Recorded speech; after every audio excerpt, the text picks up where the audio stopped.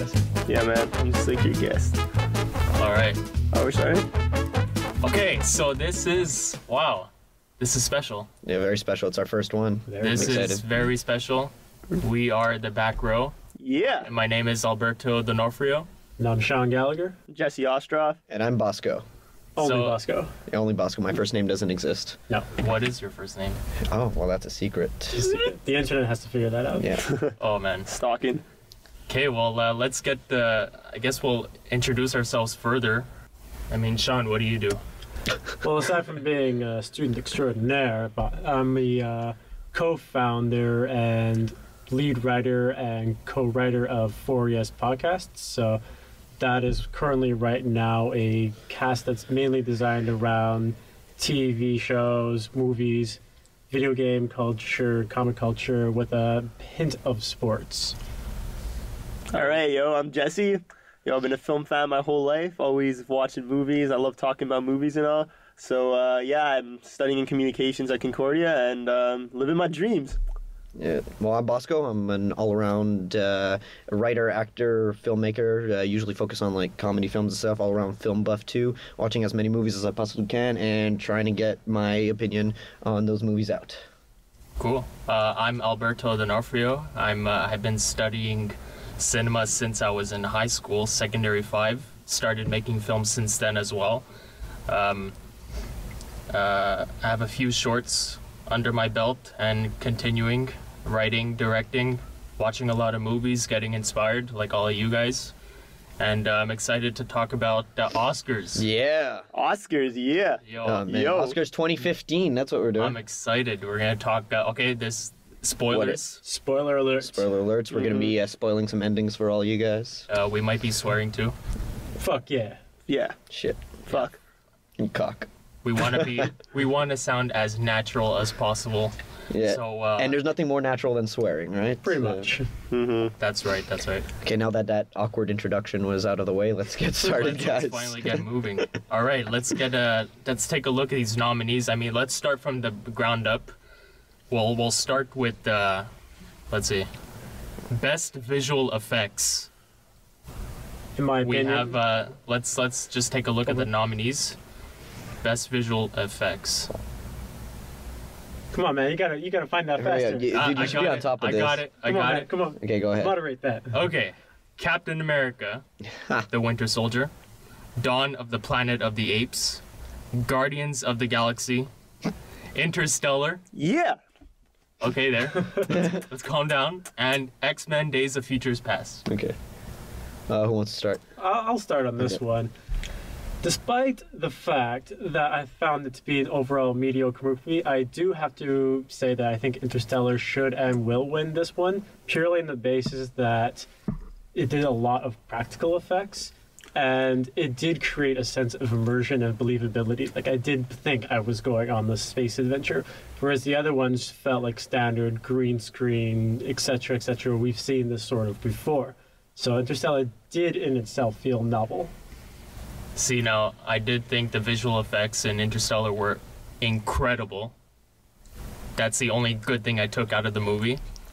We could discuss this later. We will discuss discuss this We later. will, trust us. Let's not get started, guys. But I'm gonna have to give it to Dawn of the Planet of the Apes, man. I mean, that's in my top 5 this year.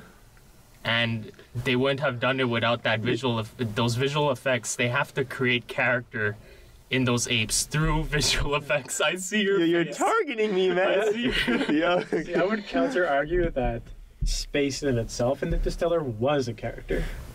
Mm-hmm. Yes, Okay. But how did that character really lend to the overall movie? What did you think of the movie overall? Movie overall, I thought it was wildly overhyped. Don't give me that look, Jesse. Okay, just keep talking. I'm not talking. But You are talking. I felt like Dawn of the Planet of the Apes did borrow a lot from like the Lord of the Rings aesthetic with Gollum, whereas Interstellar, I did feel like I went somewhere. Yeah, I'm gonna have to agree with I almost called you Jesse, sorry, with Sean on this one. Interstellar, visually, it was an amazing movie. It's the only good thing going for the movie is that they actually made an effort to make it visually amazing, and just like the wormhole scene alone is beyond this world. I've never seen any movie that went even as far as like 2001: A Space Odyssey, which was very, you know, at the top of its game when it came to the practical effects and the visual effects that they were using. Interstellar, although it was a copy of 2001: A Space Odyssey, they really raised the bar with the wormhole part, and that was just amazing. That alone was the only amazing thing that was in the entire movie. I mean, the rest of the movie is a bunch of crap. We can all agree on that, except Jesse. But just the wormhole scene itself, it was an experience, and that's what they were going for, especially with that scene. And the visual effects on that were just amazing. Like, they actually made it look real. There wasn't a second of that scene where I actually was taken out of it and was like, oh, I'm watching a CGI effect or a practical effect. It looked real. I can't disagree with anything that's being said. It's just, I feel they made me connect with those apes, man, and those apes were all visual effects, fucking man. apes. I pretty much think that Interstellar will win that category 100%, and it is well deserved. But I'm gonna have to argue for Planet of the Apes because it's like the underrated. It's the underdog in this category, and I love underdogs. Rocky. But I want to hear what Jesse. Well, said. I like Now I like visual effects that like add to the story and make it feel real. Whereas like I find with the superhero films like X-Men, Guardians, and Captain America, it just felt like CGI. It didn't felt like I was immersed in the experience. Whereas Dawn, it was really good, and like the apes felt like real characters, and I really give them credit for that.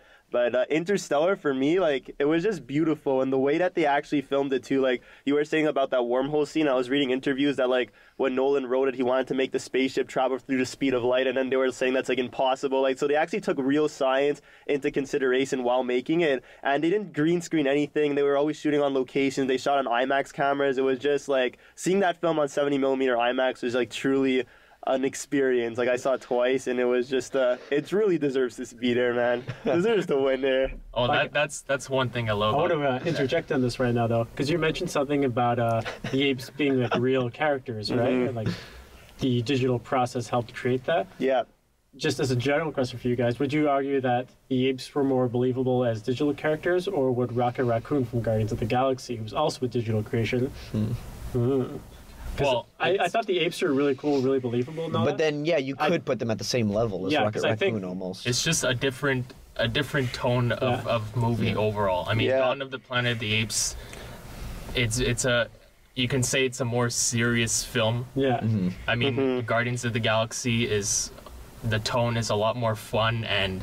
Yeah, I'll agree with that. Like, Rocket Raccoon is mostly supposed to be a comedic character, while in Dawn of the Planet of the Apes are supposed to be relatable, and you're supposed to like really feel for them. The effects do what they're supposed to do quite well, make us believe in those characters. That's true. There were so many more apes I find in Rocket, and like Rocket was awesome. Like, I want to see him have like a conversation with Tony Stark, Robert Downey Jr. one day, but like there were so many apes and there was so much believability in those apes, and I only think a few of the apes were motion captured, though. I think the rest were just CGI'd. Were there any real apes, though? That's a good question. Wow. That I'd like Andy to see. Serkis, man, he was real. He's like, seriously? Refilm the entire movie, but use real apes. See what happens. So basically, 2001: A Space Odyssey. Yeah. No, those are people in costumes. I know, but you're gonna. No, like actual apes. Like, go to the zoo and get actual apes. What are you talking about? Yo, okay. Just see what would happen. Just see what would happen. Experimentation, man. Yo, that would be pretty cool. Yeah. That'd be interesting. But I think the overall message right here is that Interstellar might be coming out with this one. Yeah. No, for sure. I think so. And it's deserving. I mean, I would love to see Planet of the Apes win that one. You know, the underdog. I really love that film. It's in my top 5. And, well, to move on to the next category. Yep. The next category is... My phone is messing up right now. Best film editing. Okay. Now, I have a lot of problems. Okay, well, say the nominees first. Yeah. Hey, man, let us know what those nominees are. American Sniper. Terrible. Go on. Keep going. Boyhood. The Grand Budapest Hotel. The Imitation Game. Whiplash. Okay. Interesting category. If I could start, I'm very disappointed that Birdman wasn't nominated for Best Editing.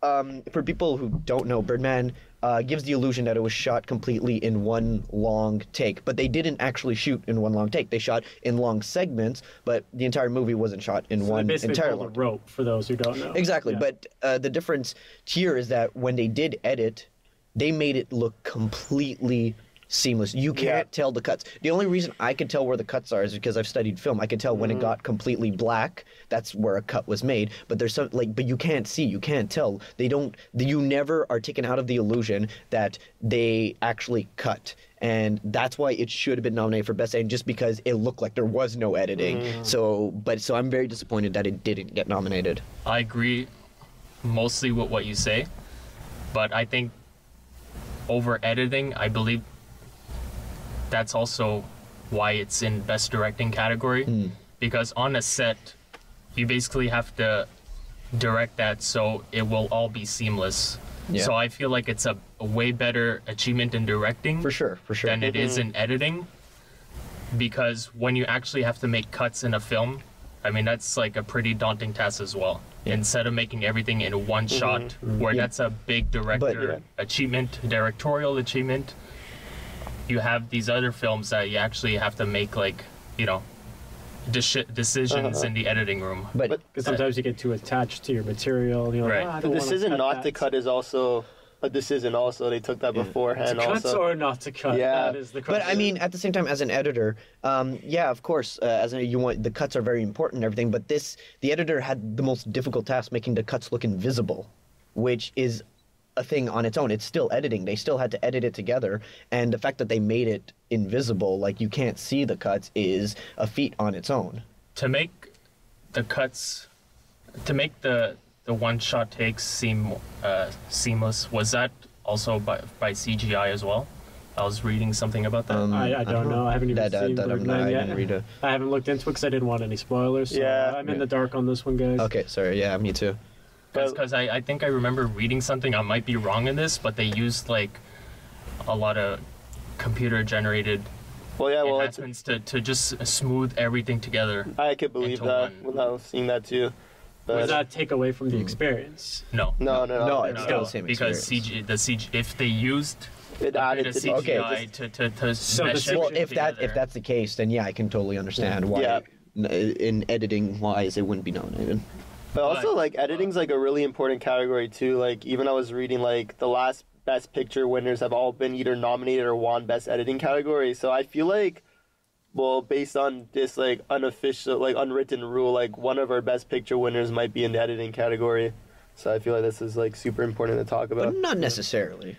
Yeah, I believe It's sort of like the unwritten rule that if Jack Nicholson isn't nominated for Best Actor, it'll win Best Picture. Like it's one of those like weird Academy Award It's funny. conspiracies that happens. this is a very tough category because I can make arguments for 3 of these films.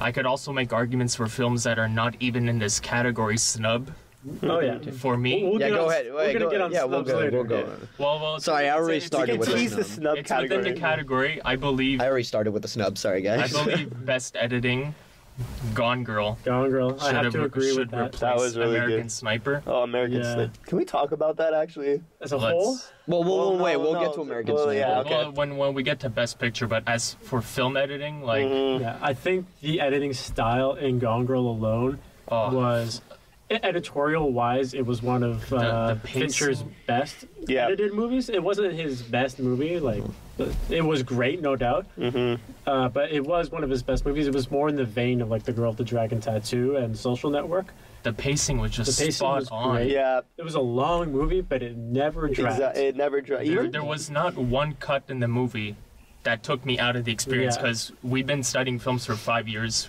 When there's a bad cut, it You just makes it notice sound- it. you Yeah. notice. Just that montage when you actually discover who she really is, who Amazing Amy really is, Yeah. and what she's doing. Like that montage, Oh, like yeah. 2-3 minutes, was so engaging and so well put together. It was. That was like a good 45, 55 minutes into the movie. I know, and it was so like I was like mind blown Yeah. just by that montage. All- I've never been so impressed. All the reveals in that movie were placed perfectly. Yeah.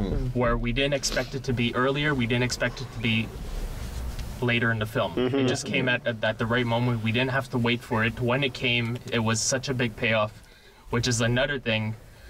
The imitation game, the editing, while it wasn't as stylized as Whiplash, I guess Grand American Budapest, Sniper 2 was very stylized. Grand Budapest. Grand Budapest Hotel.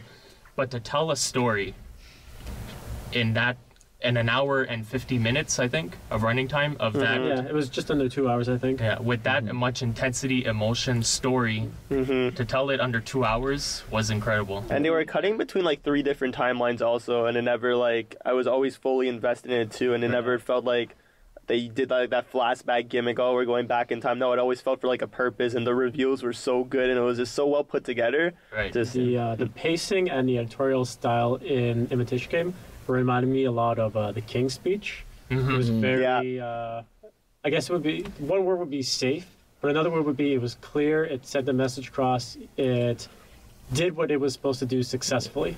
Although, sorry, I'm moving on to a different movie. I got to give credit to Whiplash for its editing, because they had the difficult task of editing to on-screen music, not like music that was just added on to add to the scene. This is on-screen music, actual bands playing, which anyone who's recorded like a live concert or can know that it is really it's difficult hard. to get it Very all good together point. and make it look like it flows and look like it fits. So I got to give them credit for getting that well edited and well done, because there's never a moment in Whiplash 2 that I say that I was taken out by a bad cut or something that happened, especially during those scenes. They flawlessly edited the music scenes really well together. I have to agree with Whiplash for that reason. I also have to, because I'm stuck between either Whiplash or Boyhood, because Boyhood, while it was a really safe edit movie, it did have to go through 12 years of footage to be edited and trimmed. yeah. Oh, well, sorry to interject. They had 12 years of footage, but they didn't wait for all the 12 years to be finished and then Exactly. edited all together. They filmed the stuff, and I'm pretty sure they filmed each segment as they finished each but one. then, like, you had your footage from, like, you're done the movie, right? Yeah. You have to go back and review 12 footage all over I again to think make sure it fits. They basically made 12 short films, Exactly. Yeah. Exactly. put it together, but in the end, you still have to make sure it all exactly. goes You have to together. go back, and certain style choices over the years That's might true. have changed, That's and true. You have to review everything all over again. Because, Okay, like, I'll give it that one. Yeah. Because you did see the style of Linklater change throughout those years, Exactly. because he has been making other films in those 12 years, and his style does change, not dramatically, But there are subtle changes. but you can see it in the Yeah. as he grows as a filmmaker.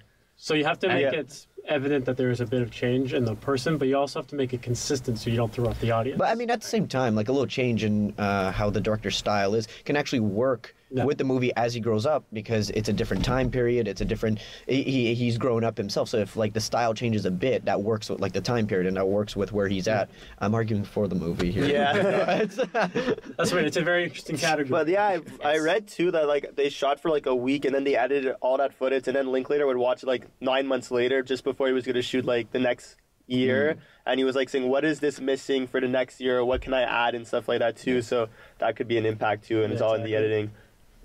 very interesting category.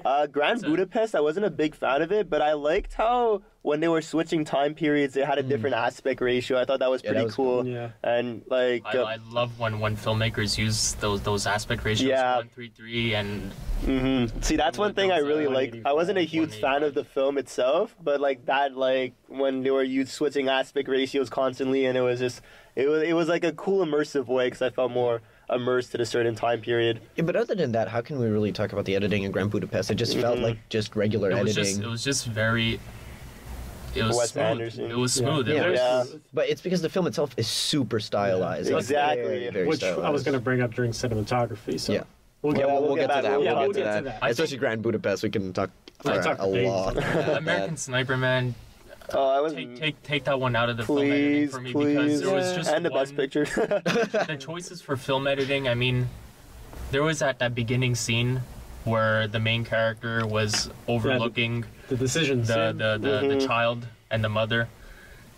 They took that entire scene, that entire segment, and basically copy pasted it Yeah. 20 minutes later into the film. And I for know. me, like, You know what other movie copy pasted the same exact scene in a later Transformers. scene? No, The Room.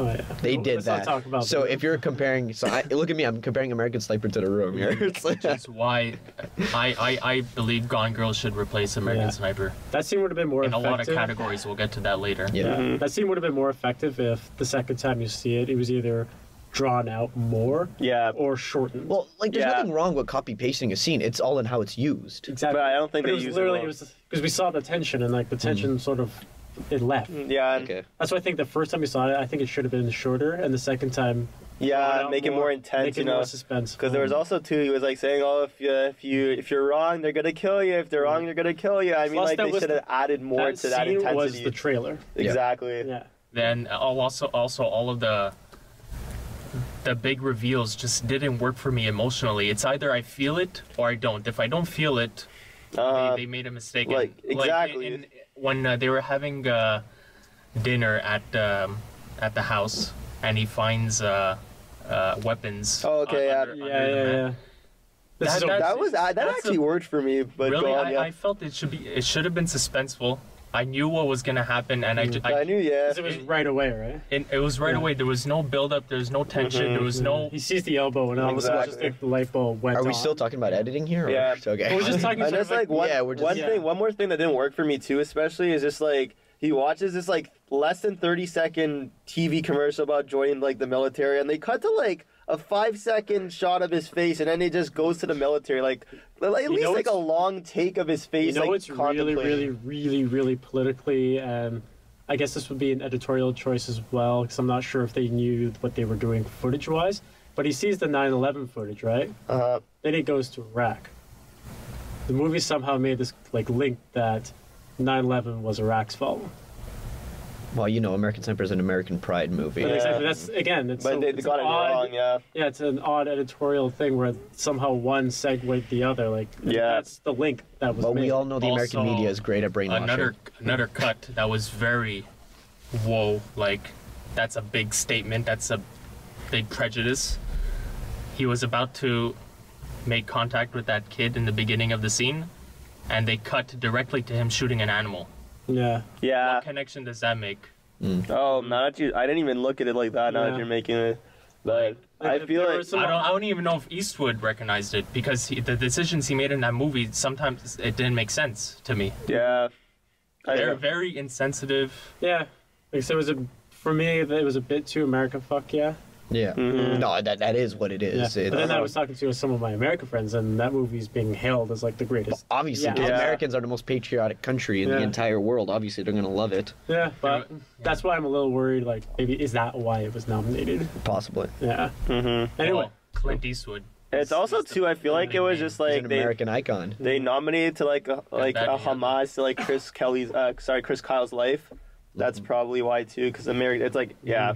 Well, we'll talk about it a bit more Yeah, later. we should move on. Yeah.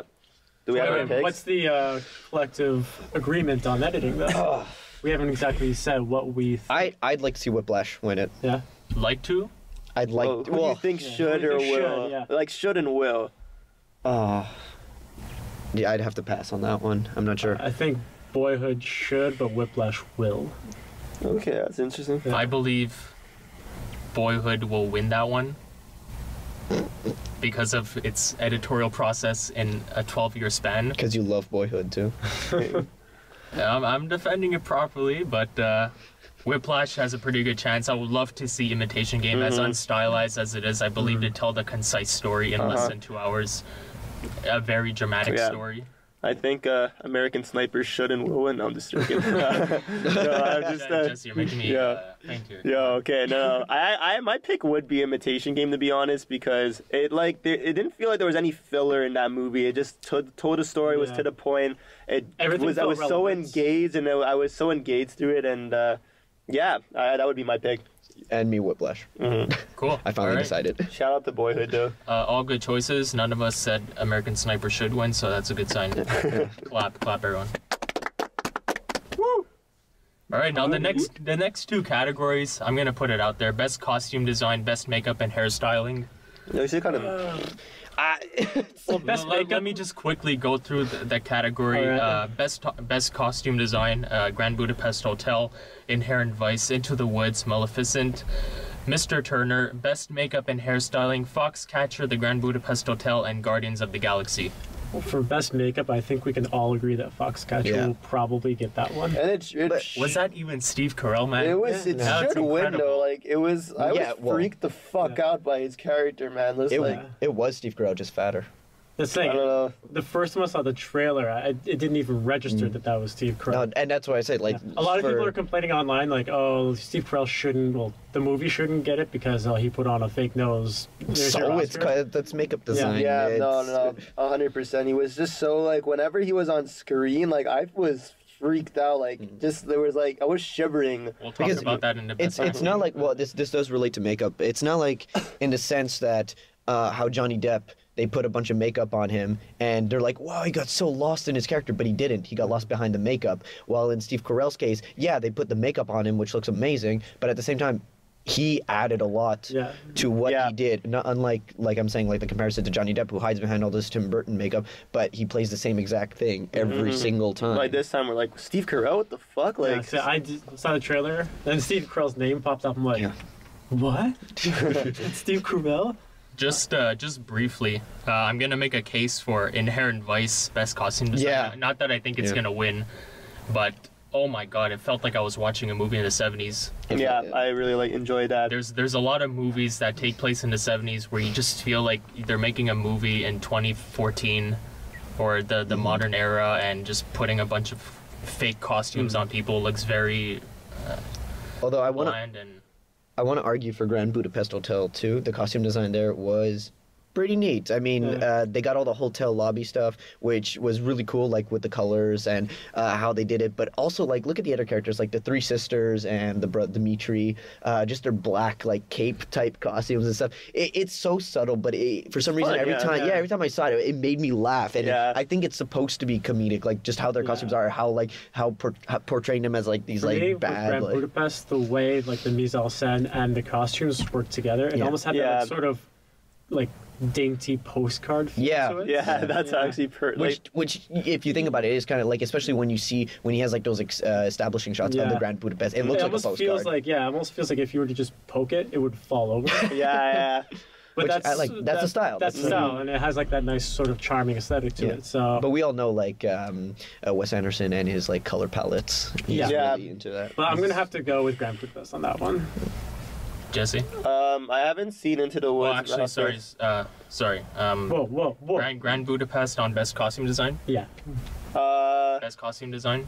The only two I've seen is Inherent Vice and Grand Budapest. I haven't seen Into the Woods, Maleficent, or Mr. Turner, but I've seen trailers for them and they look good. But out of the two I've seen, the two you have seen are like the main two contenders. Because the others are like typical fairy book, storybook, like especially Maleficent and Into the Woods. We've seen that kind of costume design before. Every time they do a storybook, fairy tale movie, it's that. So in that case, I would say Grand Budapest because like we've seen 70s movies before, and like although they did a great job in Inherent Vice, but Grand Budapest, like you just kind of won me over there with like the mise en scène, how they both like fit hand in hand. It was just so carefully planned and designed.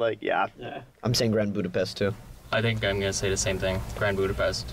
We want him over. We want him over. Hey, I was arguing for Inherent Vice just to give it props. No, but I will give it props because it really looked out of the 70s. Mixed with the cinematography, which actually next category. Cinematography. Cinematography. Oof. Us film buffs going crazy over this one. Oh my God. Okay. So, Birdman, or The Unexpected Virtue of Ignorance. Ignorance, man. Jeez, man. Ignorance. The Academy didn't ignore it. Now even English. Ignorance. The Grand Budapest Hotel. Watch him, he's trying to make sure he says it correctly. Ida. No. Wow. Okay, keep going, sorry. Mr. Turner. No, Mr. Turner. Dick poop, man. Unbroken. Okay. Okay, well, I don't know who Dick Poop is. I'll start on this one because, my mom's actually related to Emmanuel Lubetsky. It's my grandmother's sister's kid. So I've seen like it's like my mom's cousin. Like I've seen picture with him, and I've been trying to get in touch with him, but I can't. Well, he's in LA somewhere, but anyhow. But that's Jeez, dude, guys, look at these connections we got for the Backrow. Yeah, man. We need that. Shoot our next movie.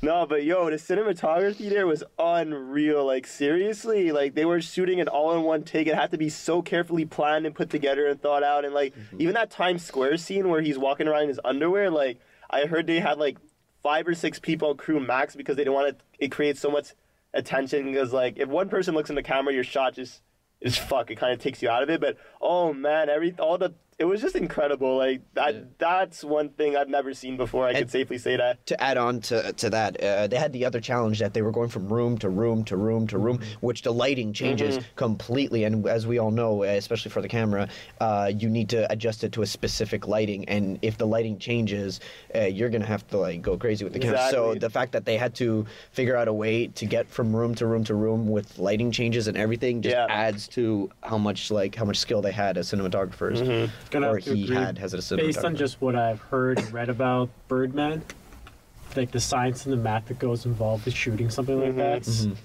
it does trump everything else that's on that list. So I'm gonna have to go with Birdman as well. I think Birdman is gonna win as well. I'm not gonna repeat everything you said because I agree with everything. But let me make a case for Ida. I mean, oh my God, is it the underdog? It's the underdog. The composition in that film is so beautiful to look at. Every shot is perfectly thought of. It's gorgeous. It's creative. Everything. It's black and white. 1:3 ratio. I think it's probably not going to win, but I'll give it props for the fact that it got recognized just shows, because like foreign films rarely get recognized outside of their own category. But I want to say one more case for Birdman also, just because like Birdman, there was no room for error. Like if he fucked up the focus, they couldn't cut to another angle. They had to restart from the beginning. So let's say if it's a 10-minute scene and like at 9 minutes in he fucks up the focus or something goes wrong, he like loses grip of the camera. They have to restart from the beginning. So he had to be on his A game the whole shoot. So like that's just an unreal achievement. And like, yeah, just like I've never been so blown away by cinematography before, to be honest. Also, we can't pass by the cinematography without talking about Grand Budapest Hotel, because it's really good. Super. It was good, but it's super stylized too. Yeah. Like we all know, like anyone who knows Wes Anderson knows he has a specific style, and the cinematography in this, he outdid himself. Like he was almost parodying himself. Yeah, he was basically outdoing himself. It was Wes Anderson doing a movie that was like doing a Wes Anderson movie. It wasn't Wes Anderson making a movie. Wes Anderson. Exactly. So we can't pass that up. You know, the color, like his style with the color palettes, everything is super symmetrical. Just everything feels sort of like a box. Yeah, and everything is super like well, this goes into directing, how he directs it, but everything feels very mechanical because everyone has to be standing in specific spots all the time. So everything is very well, not well placed, but everything is placed specifically. Well thought of. Yeah. You're not going to have like a handheld, like just capture the moment type of thing. Yeah. Everything is timed. Everything is well placed. Everything is super specific. From the color palette to the actors to the framing. You know what the Grand Budapest did remind me of, though? What? Sort of like an open dollhouse. That's true. Yeah. Pretty much all of his films. Yeah. After Royal Tenenbaums and Rushmore. But anyways. Well, Rushmore I was. thought this was like, Rushmore since it was was literally like mainly about a particular building. Yeah. It's just like you take the building and you sort of cut it and you see all the little rooms. Yeah, it was like this very unique space. I don't know where I'm going with that. I don't know where I was going with that. But Space and time. Just unique space, and that's it. We just had to say space and time. We had to have it through a space Interstellar, man. No. That's anyway. All right. The next category up is Best Production Design. Running through it quickly, the Grand Budapest Hotel, The Imitation Game, Interstellar, Into the Woods, Mr. Turner. I don't know. What do you guys Grand think? Budapest Hotel for the same reasons that I already mentioned. I postcard, think, as much as I love Imitation Game and Interstellar, like... How could you love Interstellar? Interstellar is, like, we will talk about that soon. No, because I think we're 3 against 1. It is 3 against 1, but I have the biggest voice here. I'm going to use that. Oh, and, yeah? You want to challenge me? Yeah. Yo, Adrian! Okay. No, but as much as I love Imitation Game and Interstellar, and Grand Budapest really the production design was just so, it was on point. Like if the production design didn't work, the whole movie wouldn't work, and it was just, it went hand in. It was just so carefully planned with like the costumes and everything.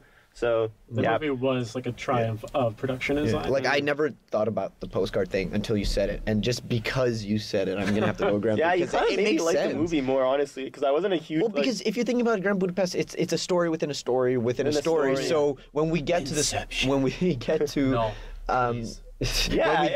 guys, come on. Yeah. When we get to the point where it's about Mr. Gustav, it's over the top, and it's supposed to be like it's supposed to be like we're reading a storybook, and that's the look they went for, and it worked really well. Yeah. So I think we all agree, Grand Budapest Hotel. Yeah. Yeah, easily. We can move on. We can move on. All right. Best sound mixing. We'll put this together. Best sound mixing. Best sound editing. Best sound mixing. American Sniper. Oh god. Birdman. Interstellar. Unbroken. Whiplash. That's mixing? That's mixing. Best sound editing. American Sniper. Birdman. The Hobbit. The Battle of the Five Armies. Interstellar. And Unbroken. I'm just going to throw this out there and say that Interstellar is not deserving of any of these awards. It's so funny how everyone panned the sound mixing and sound editing in Interstellar. Everyone was always saying how that's the worst part of it, and yet somehow it got nominated. Yeah, that was a big surprise. Very big. I guess maybe there was nothing else that really could have, but for example, I thought like Guardians of the Galaxy's sound editing and sound mixing was a lot better than Interstellar's. I'm very surprised that it was nominated.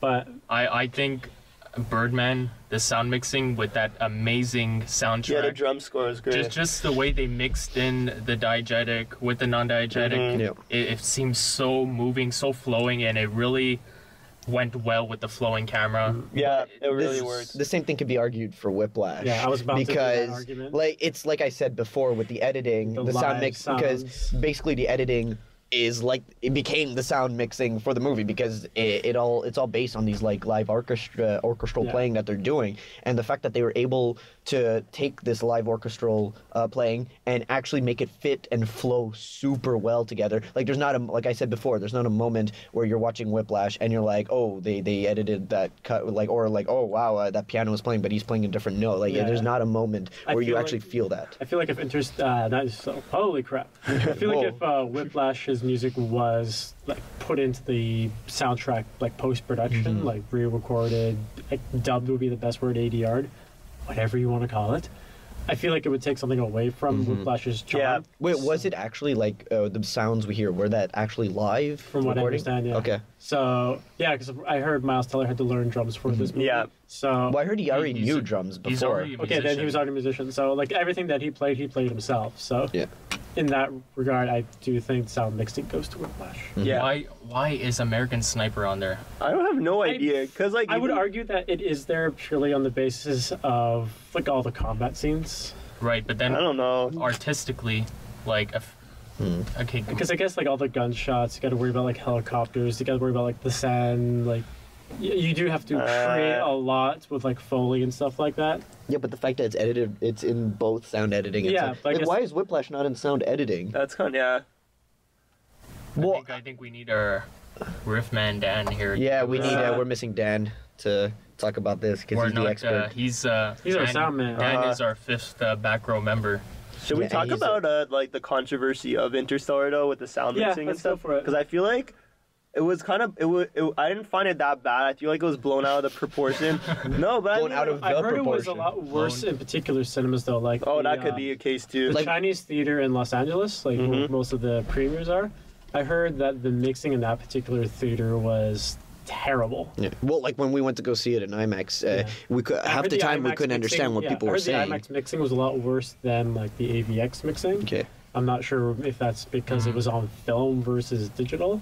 I'm not sure. I've only seen it on film. Depends the space that you're into. Yeah. And I heard like, for example, like the music colliding with like the rocket taking off, and the two were clashing too hard. I don't know. Overall, I don't think it's just the matter of which theater showed it, the space in the theater. I believe it's, if that's how it is, that's how it is. Because it should be able to work in every theater. It shouldn't. It shouldn't be like, oh, you should watch it in a specific. If you're when you're making a movie, it has to work everywhere. Every format. Yeah. So I read that Chris Nolan actually went into a theater and tested I read that too. And he tested. Yeah, and he tested out the sound mixing in a couple theaters. Yeah. That's what he wanted. He wanted He it wanted to be that so. big He feel. wanted it to be crappy. What? Well, Well, like I feel like Nolan's going senile, man. his reasoning behind it, though, I believe he said that he would rather the audience hear what the characters were hearing, like if that was realistically. But it was more overshadowed with the music, with the score. Like, Oh, if you're like yeah. driving through a cornfield, you're not gonna hear Hans Zimmer's score unless it's Exactly. like on your car and you're Yeah. playing. You're like, oh, let's blast it up. It's you know? like- There's too much conflict between the diegetic and the non-diegetic. And I just Oh. want to see someone actually like cruising down the street listening to Hans Zimmer. Like, Oh, the like- score is yeah, beautiful. I will do that. it's like guys, this moment is epic, but I'm not gonna show it through yeah, everything else. take this music let, too. let me blast this music and make you feel something. Well, it wasn't I just could, the music I could either. feel I- the same way just listening to it with a black screen. Exactly. I thought a lot of the dialogue was actually poorly mixed. I remember one part of the movie during the Michael Caine death scene, I think. Michael Caine. Bosco starts like tapping me on the shoulder. He's like, "Do you understand what he's saying?" No, but I think- that's just because his accent That was so was- that's what I was thick, and he was gonna like, say. he's just like the whole time like, and he's I like just think dying at also- the same time. That's so also director's choice. But I too. feel like that was the director and actor's fault. Like, that Yeah, had that's nothing to do with the well, sound not fix. actor's fault. Well, I mean, feel like like the it- actor like said it, but I it was feel the like if director. he it could was- enunciate a Yes, but bit. if like- it was a little Well, dim, if a director's telling you to do it that way, you're I Well, gonna that's guess. true, Yeah, but I that's mean, like true. that wasn't really the sound mix. I feel like well, I feel like it could have been the mix, like because you could have boosted that volume up a little bit. I feel like even if you boosted it up, I still like with the like even if you boost that up with the It's just voice. the way he said it. It was. and It had nothing to do with the actual sign. It was just his enunciation because he already has a thick accent, and at the same time his character is dying. I So usually it was understand really, most of what Michael Caine yeah. says anyway. So it was all garbled. It was like. It's like I have no idea. And what then he's on gonna that say. case as well, you could have ADR'd it. Yeah, Yeah. yeah. So, So that's I guess if you add an ADR, that's like that's Well, a bit ADR of the sound mixing. well, editing. ADR is what like in terms of dialogue, it's a solid like 40 to 60% of the movie to begin Yeah. with, and Foley takes place like 80% of the movie. So, That's true. Yeah, it does play a critical part in the movie. Yeah. No, I know. But But this- ADR is more into the sound editing mixing. That's what I'm saying. Like if we connect Yeah. it together. But despite all that we just said, I don't think it was as bad as everyone's saying it is. Cause like I feel like I heard everything. There was like just that scene with the cornfield with Matthew McConaughey when they're when they're seeing the drone. Like that was a bit blurred out. But I saw it 4 times also, Exactly. so I feel like I know what they were saying. I like, love you, if Mark. I didn't catch it one time, I got it the did second. time. did you hear it the first time? I didn't have a problem with it, to be honest, until like I started reading about it. I'm like, okay, maybe it was a little loud, but I mean, like I still understood everything, you know. I don't care about the loudness. I just cared that it was a bit It's- intrusive. It's the Like, I know I know they collided together, like the score and the dialogue at certain points, and Well, at least Interstellar's not nominated for best editing. Cut the dust. but I mean, like at least what the dust. was I gonna say? At least That's a little inside joke. yeah. The dust. At least people are actually talking about sound though, because I feel like sound, like now that I'm studying this, it's like so underrated and people don't realize how important it is. But like now that people are actually realizing, oh, I can't hear shit, like they're actually talking about sound and sound mixing and stuff like that. So I feel like people are gonna pay more attention to this category now. Sound is just as important as anything. Watch Exactly. a movie without the sound. It's the Yeah. worst thing ever. Well, it depends unless you're watching a silent movie. Well, yeah. I meant like watch a normal movie Yeah, that yeah. will come Yeah. out today, and the Unless you make a silent movie today, like The Artist. artist was brilliant, but it had a soundtrack. Oh, it's true. Yeah, You got me there. got you there. Sean got you. Yeah. This guy. All right. So I think I think we'll move on to our next 2 categories: best original song and best original score. yeah.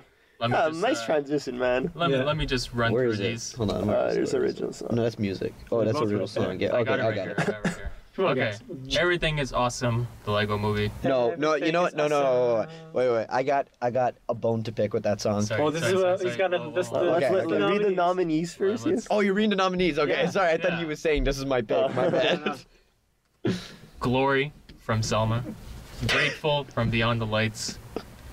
I'm Not Gonna Miss You from Glenn Campbell. I'll Be Me. Jeez. Lost Stars. Begin Again. Begin Again. That was a good movie actually, but I'll just leave it at I that. haven't heard of some of these. I'm just gonna throw the Lego Movie song out there.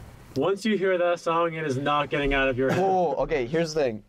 What they were trying to do, I will say it deserves to win for the fact that it's making fun of pop music. Yeah. It's completely trashing it When and you making put it in fun of it. context with the movie, Yeah. Yeah. It's completely trashing it and making fun of it and saying how crappy Yeah. pop music is, but at the same how like warped yeah. it is at the same time. But it plays with that formula. my bone to pick with it is how people didn't get don't that. catch it. They were like, I love this song. The song is amazing, but it's like That's exactly what you're doing in the they're movie. completely making fun of you. Like everyone and loves this that's- because they're drones and they're listening to whatever crap is being presented to them, and then everyone's like, I love this song. It's amazing. It's like you're exactly what they're making fun of. Like, come on. That's sort of the point of the song, though. I know. Also, but- the point of the movie, it pokes fun at a lot of cinematic tropes. Oh, in that's that true. film, Yeah. Which Well, that's why I feel like the Academy won't make it win, because if it didn't, that's the point of that song.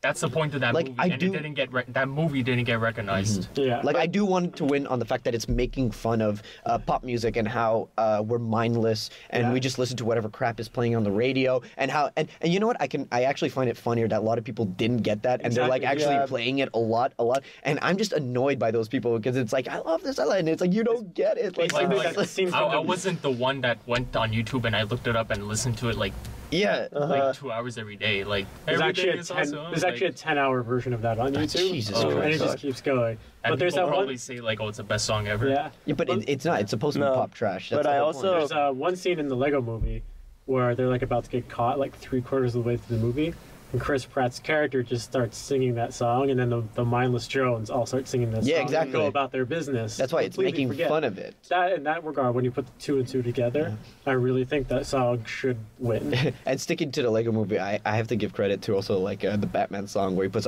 this is a cool song, it's like darkness. It's like totally making fun of like all those like edgy, like, oh yeah, this is cool, look how dark and it is. emotional. I'm an artist. Yeah, and you know, like with the screamo voice and everything. So I got to give credit to that one too. It was just great. I love the scene where those robots are singing the song "Everything Is Awesome." They're just going in the back and like everything is awesome. Yeah, they're just dancing away. It's- Oh, man. Also, props to that song because I coach kids and work with kids, and they were all singing the fucking Frozen song "Let It Go." Oh god! And Oh, it I was- had to deal with a Oh full my day God, camp singing like that song always, all summer. but then this movie came out and like they were like, "Oh, it's so awesome," and they were just No, it was so everything's sad. awesome. At least Let It Go is not nominated, which, oh my god. Well, that Frozen was- last, year it before. won actually last year. Yeah. Oh shit. Where was I? Here. At home watching the Oscars. But Then how did it, wait, it was last year? Yeah, wasn't it? Yeah, Frozen came out in 2013. Oh, why did I think it came out in 2014? Come on, Because it man. came Yeah. out right, I think it was beginning of December, end of November. And it won? And it Yeah. won. Why? Oh, fuck But Frozen. yo, my pick wouldn't even be that. My I'll pick let it is go. still "Glory" from Selma same. because the song is actually really good, and I think it's really relevant today. And in the context of the film too, when they played at the end after the speech, and they're just like showing through pictures and like the bio, it was just like it was really effective, and it really went hand in hand with the movie, honestly. And I think it's a really important song today I too. thought it was Yeah, really for sure. good, but I thought it was too, like, U2 Mandela-ish. Oh, okay. Yeah. I think it carried a lot of emotional weight to the song. Oh, it's still a good song. Yeah, And I the just thought it was film too is- predictable.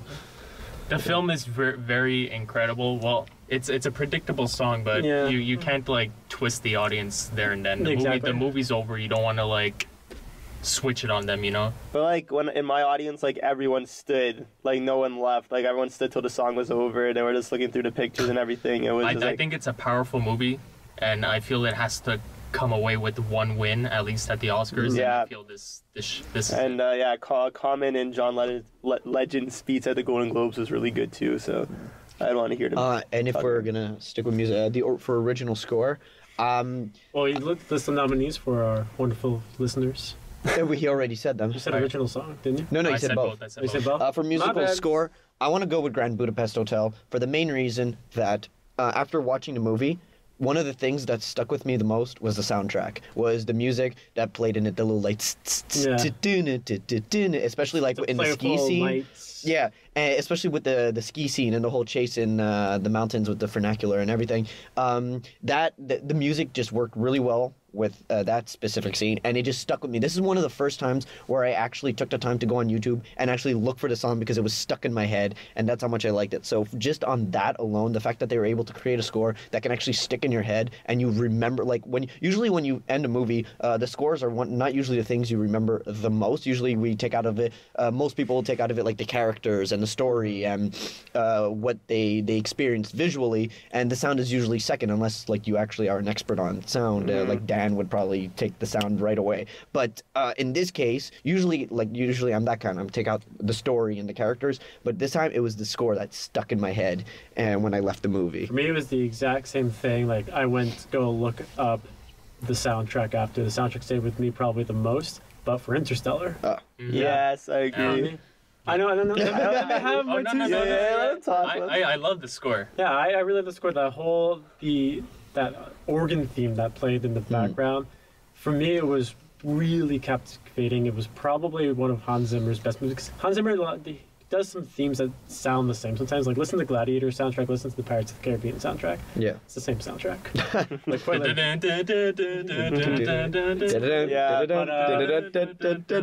It sounds like the Gladiator theme. Yeah, but I thought that the Interstellar soundtrack fit with that sort of futury space thing.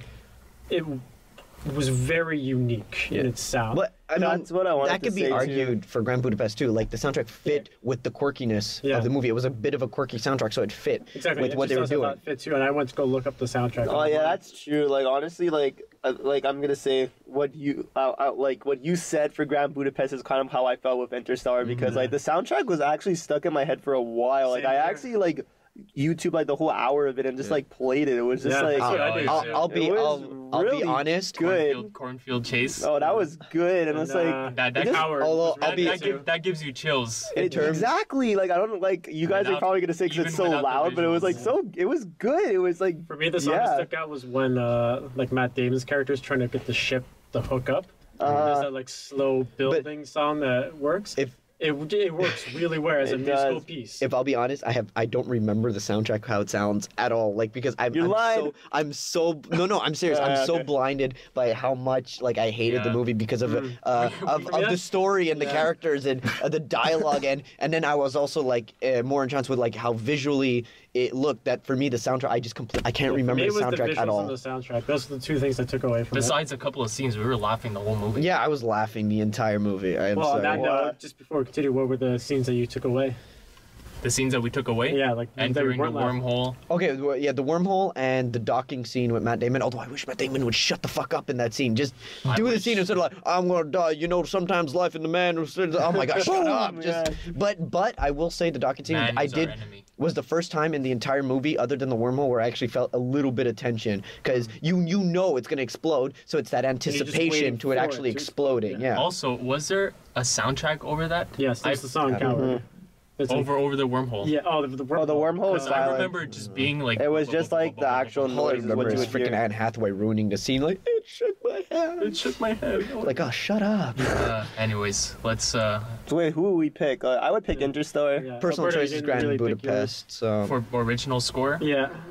It's so funny how I'm defending Grand Budapest so much, even though I'm not really a fan of Wes Anderson and I find him pretentious, but I don't know. Those are the cards you weren't though. I know, but in this case, I don't know. Like, I'm actually liking it. While Chris Nolan really depended on the soundtrack, but that just shows how amazing it was, I'm going to have to go with Interstellar. Yeah. Glory. Although I do agree with you guys. Sorry, I do agree with you guys. What you're saying. I agree with that. Oh no, but we have to create it. We have to create an argument. We're not just gonna be like, oh yeah, Interstellar. We all think the same opinion. Yeah. I mean, I could make an argument for Imitation Game. It was so emotional. See, I don't remember the soundtrack for. I was gonna say that because that didn't stick with me. It was more the characters and the story. But it worked in the film. I don't really remember it. Although, guys, the winner from the Golden Globes, wasn't it Johansson for Theory of Everything? I didn't watch the Golden Globes because I'm not a big fan of the Golden Globes. I think they're fun. Tina Fey and Amy Poehler. But yeah, you are right. I feel like that might be the front runner. Yeah. But like, Anyways, best original song, I'm gonna choose Glory from Selma. Me too. You, Bosco? I don't. The only reason, look, I don't want to be one of those guys like it's like the Lego Movie because people were too much with Everything Is Awesome. I'm not picking it because of the hype and because of how people went crazy for the song. I'm picking it for the sole reason of how it made fun of the people who loved the song and how people didn't get it. For me, I love that because that's like it's people loving something and not understanding why they like it so much and actually it's a kind of funny irony happening because they're like, I love this song so much, and it's like it's making fun of them so hard. I'm gonna say that as well for that reason, but also it'd be one thing if the song said that message and was bad. Yeah. But it is cruelly catchy. Yeah. Like it's impossible. But it's not supposed get to that be. song. It's supposed to be. That's the thing. That's how it works so well. Yeah. So I'm gonna give it to Lego Movie. Cool. Tiebreaker. Next category. You might notice that we're gonna skip a few categories. Yeah, like short films and stuff. Like a documentary. Those weren't as accessible to us. Yeah, But we'll go on to best animated feature film. Okay. Snub. Lego Movie. Snub. 5 Guys, come minutes on. later. Snub. Okay. Let me give out the categories. The nominees. Sorry. Big Hero category. 6. The Box Trolls. How to Train Your Dragon 2. Song of the Sea. The Tale of the Princess Kaguya. Can I start this one? Yeah. Go ahead, Sean. Lego All right. Movie? So for my 4 Lego yes. Movie? Well, Lego Lego Movie? Movie was snubbed. Lego no doubt. Movie? Shut up. You shut up. Boy. Are you talking about the Lego Movie? No. We good? Are you talking about the one with the Legos? Slap. Well, Chris Ouch. Pratt, right? How can you do that? Anyway, for my 4 yes, like top 10 of the year, my number 2 movie actually was How to Train Your Dragon 2. Sweet. So with that regard, I'm obviously going to go for How to Train Your Dragon 2. The one thing that was amazing about this movie is that it didn't treat its audience like idiots. Its tone was quite mature. There's a lot of older adult themes. It dealt with abandonment, finding your family, losing your family. And all these themes came together in a way that I haven't really seen since like probably The Lion King. There was one scene that made me think of Mufasa. And for me, like coming off of Frozen, which was, it was good, but it was predictable. Frozen wasn't good. Like it was all right. It was fine. Yeah, it was fine. We're gonna lose our small audience with our tiny. Our 3 people who might not even listen to us. But They might all be Frozen fans, man. They don't have to agree with my opinion. Frozen. It was okay. But in that regard, I do think that How to Train Your Dragon was a step up. It was fun. It was great animation, great story, great voice acting. It had a really good message at the end of the day. And I thought for a kids movie, we need more kids movies with great messages. I think we all agree that How to Train Your Dragon 2 is gonna win. Yeah. really I have nothing to add to that. That was perfectly said. Thank you. You pretty much summed it up. I mean, Yeah. we had discussions about this before this podcast. Yeah, I'm really on board with that. Big Hero 6 would be like the follow-up potential. But Like, aside from that, the thing with I also think maybe Lego Movie should win.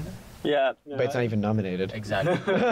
No, but that was like you're that saying was for rough. me, snubs. for me, I feel like something like Box Trolls. I haven't seen the Box Trolls, but I know it's the whole stop motion animation in line with like Coraline and Paranorman and stuff. love Coraline. Which I love Coraline and Paranorman. They're both great movies, and I could understand like the stop motion is getting more and more flawless as they go on. But I haven't seen a movie, so I can't really say anything about it. But is it coming to a point that they're only nominating because of how extensive and how difficult it is to do stop motion, or is it actually like within the story and everything? There's I actually think for the best animated feature like film, depth. it's everything as a whole. It's Yeah. the animation itself, okay. but it's also like the story and all that. That's why we don't often see animated films in the best picture category, with the exception of Miyazaki, because he always And gets Toy it. Story 3 was. Yeah. Toy Story 3 is nominated for Best Film. Yeah. So was Up. I remember. So it's treated with as much as a Yeah. live action. You gotta have good story, good But, characters, good pacing. Going back to How to Train Your Dragon 2, I remember seeing it in theaters. I went with my day camp, so I was like, oh, it's just another kids movie.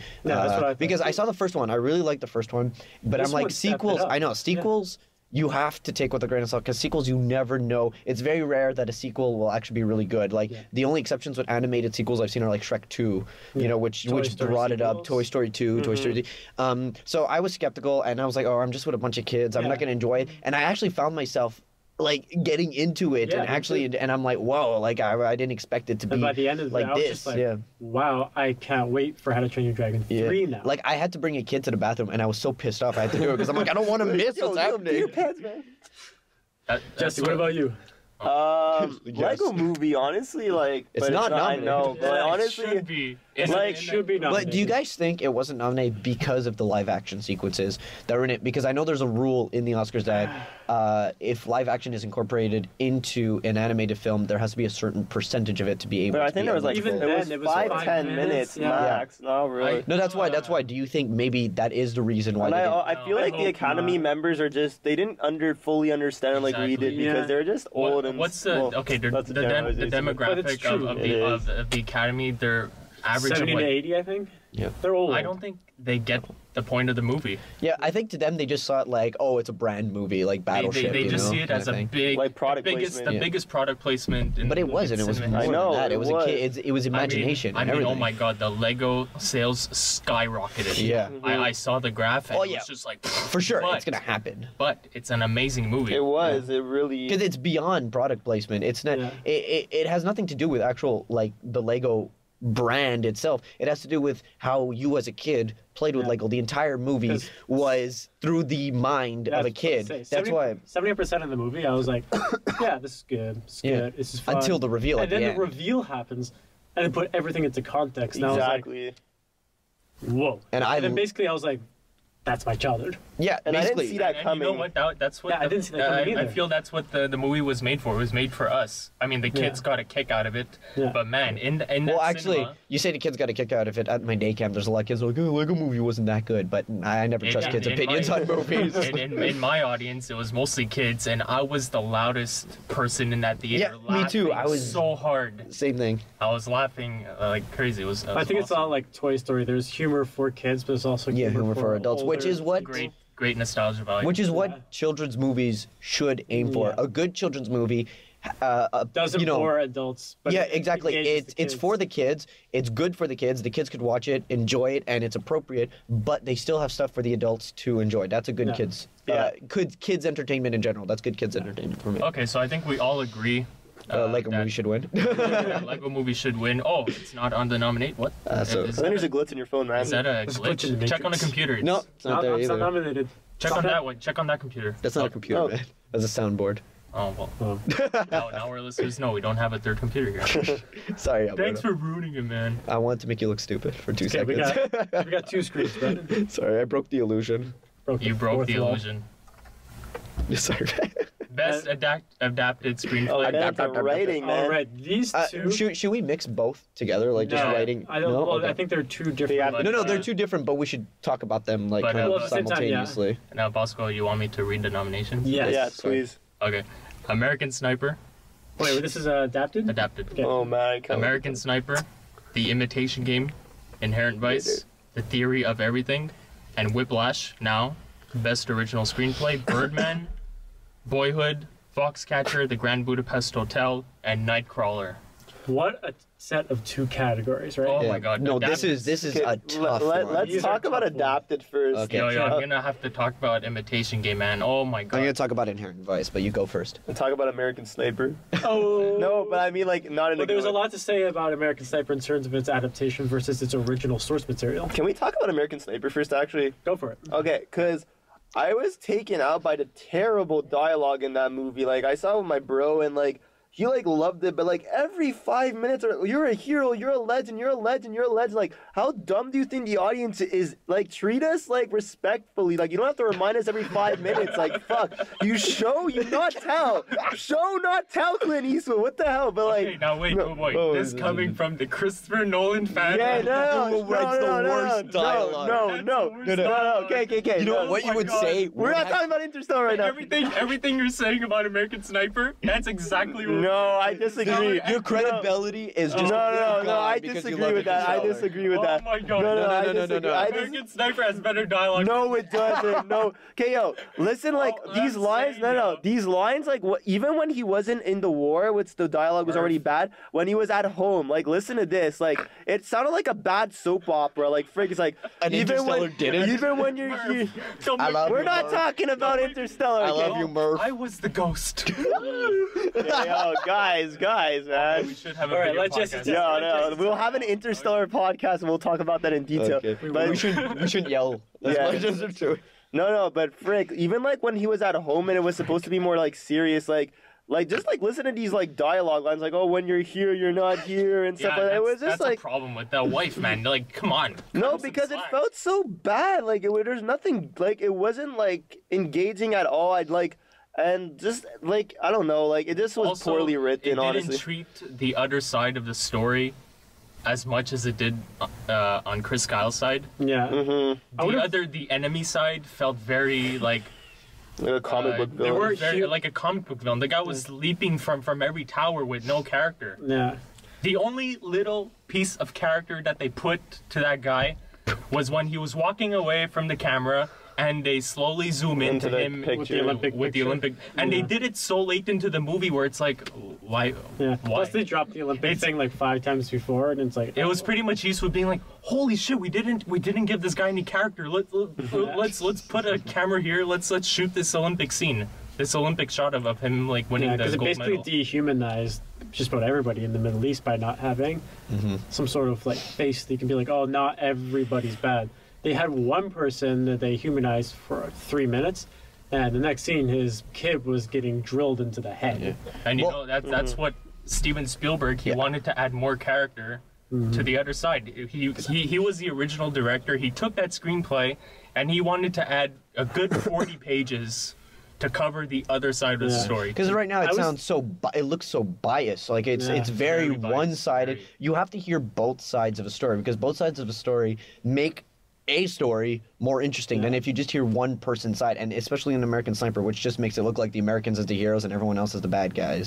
When I was watching it, I couldn't help but think what it would have been like if it was more like Saving Private Ryan, where it starts off and it's like the faceless Germans, whatever.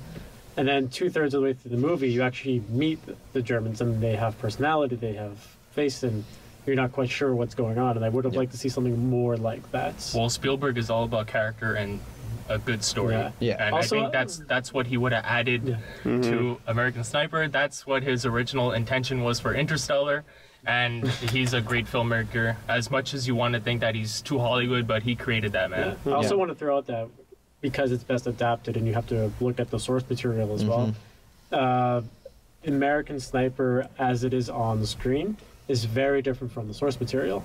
They had to change a lot of it to make it more movie friendly, quote unquote. Yeah. And if you're adapting something from a biography, I feel like you're both violating the source material and the person. Because from what I understand, the original Chris Kyle, bit of a dick. So would a movie about like American patriotism sell as well if you're making a movie about an asshole racist? Well, like I saw interviews with him. Like I feel like With what he Chris Kyle, said. you mean? Yeah, with Chris Kyle. Like he was on Conan. I've seen him on like a Conan. CNN thing. But like I feel like what he said. Conan the Barbarian. What he wrote in his book wasn't politically correct, but like he was saying that like their actions, like why their actions, that's why he was calling their word like the savages and stuff like that. He wasn't like saying that they were all savages, just like some with the ones who did crazy things. There was you know? also, I heard, like, I was doing some research on it after, and apparently Chris Kyle, during the Katrina crisis, he went to New Orleans to do, like, security detail or something, and he ended up killing, like, 30 people. Oh really? Completely not in the movie. This guy's a hero, quote unquote. So, But you know American patriotism. exactly. I feel like there was too much change from what is factual to make it worthy of best adapted. how- Okay, well, we're long- spending a lot of time Sorry. on Yeah. American Yeah. Sniper. I'm gonna Moderate make- that, I'm- man. I'm- Moderate that. No, because you guys are making good decisions. No, so it's I really cut good, it. yeah. But I'm gonna make a nice segue here. How long was American Sniper? 2 hours and like 20 minutes. 2 hours and 2:50. 20 minutes. 2 hours 10, I think. And the something like story that. was so deflated. There was nothing I there. thought the beginning of the movie, like after as soon as you go to his childhood until he signs up, I was really invested in that moment when he wasn't in it. He felt more human in that part of the movie. Now, Just throwing that out there. that story, which was there was not much character. Now, Imitation Game So good. told Oh, an yeah. amazing, emotional Yeah. story in an hour and 50 minutes. That all goes, obviously to the writing. Yeah. No, Some the of the writing best was writing so I've seen good. in a while, man. Like, cause we're taking a writing class and they always say like cut 10%, cut 20%, all this stuff. But like, I feel like it was just it was so tight, and like there was nothing I could have think of that they could have cut. It was just everything was well placed. In the everything was time. relevant. Everything was relevant. All the reveals were placed perfectly. There was not a scene where it's like, oh, you could have you didn't have to gone without that. Yeah. Every Also, scene was well motivated. There was a point to every scene, and that's the basis of. There was also a sort of, right?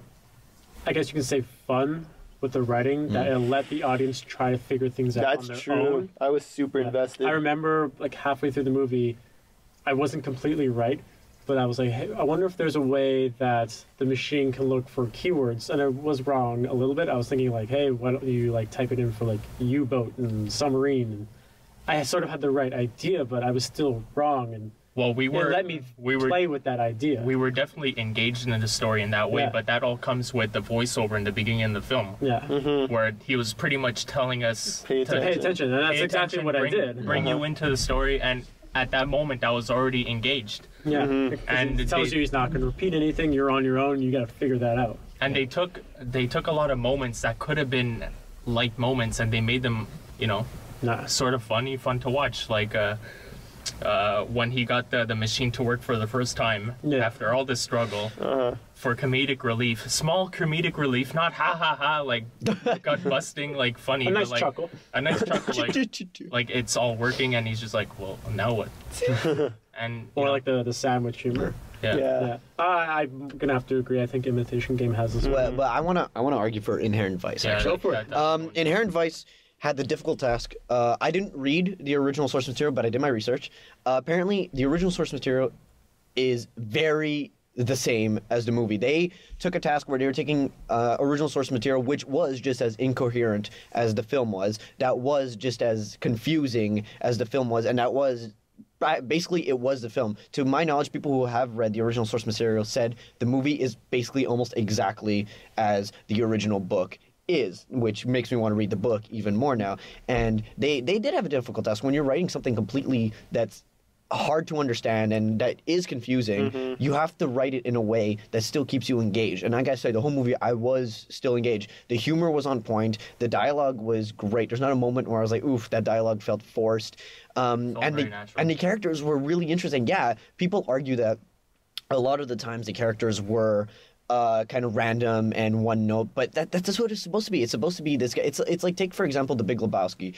You're following the dude and he's meeting all this set of wacky, over the top characters. So why is it that movie is considered amazing, but when you get something like Inherent Vice, everyone's like no, when it's basically the same thing. You're following one stoner dude going through this wacky adventure and meeting all these wacky characters, and in the end nothing gets resolved, nothing really happens, and but that's the point, and the character himself doesn't grow as a person. He ends the movie exactly as he started, but that's what it is. It's just you don't have taking his character. Every character in a story doesn't have to grow. It's just taking his character and following him on this adventure, and that's what I love about it. And I say that, and to actually adapt a story like that, like it's like saying adapting Watchmen, which is one of the hardest things to adapt. And even though like we can agree that Zack Snyder's not the greatest director ever, maybe not even good. I'm looking at Alberto's face right now. You gotta say, as far as writing go, they did a pretty good job at adapting it. So when you have difficult source material like that, it's a challenge to really adapt it well. And I have to say,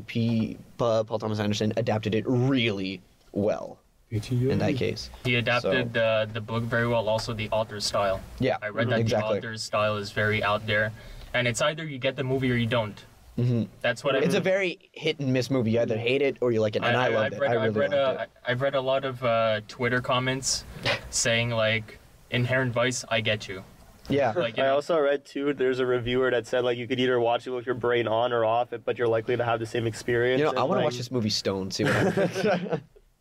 Oh, man. So my pick is Inherent Vice. Cool. Right. Jesse. Imitation Game, 100%. Yeah. But a little love to Whiplash, though. Whiplash. Yeah, Whiplash too. Seriously. I get it. But for me, Whiplash is more in the directing and the film itself. The writing is. The writing is. But it's also like it seriously is an original screenplay. It's just that like he made a short. Like he made a scene of his script like a year before he made that, and then they said that's adapted, but it really is an original screenplay. But yeah. I also like, Boyhood.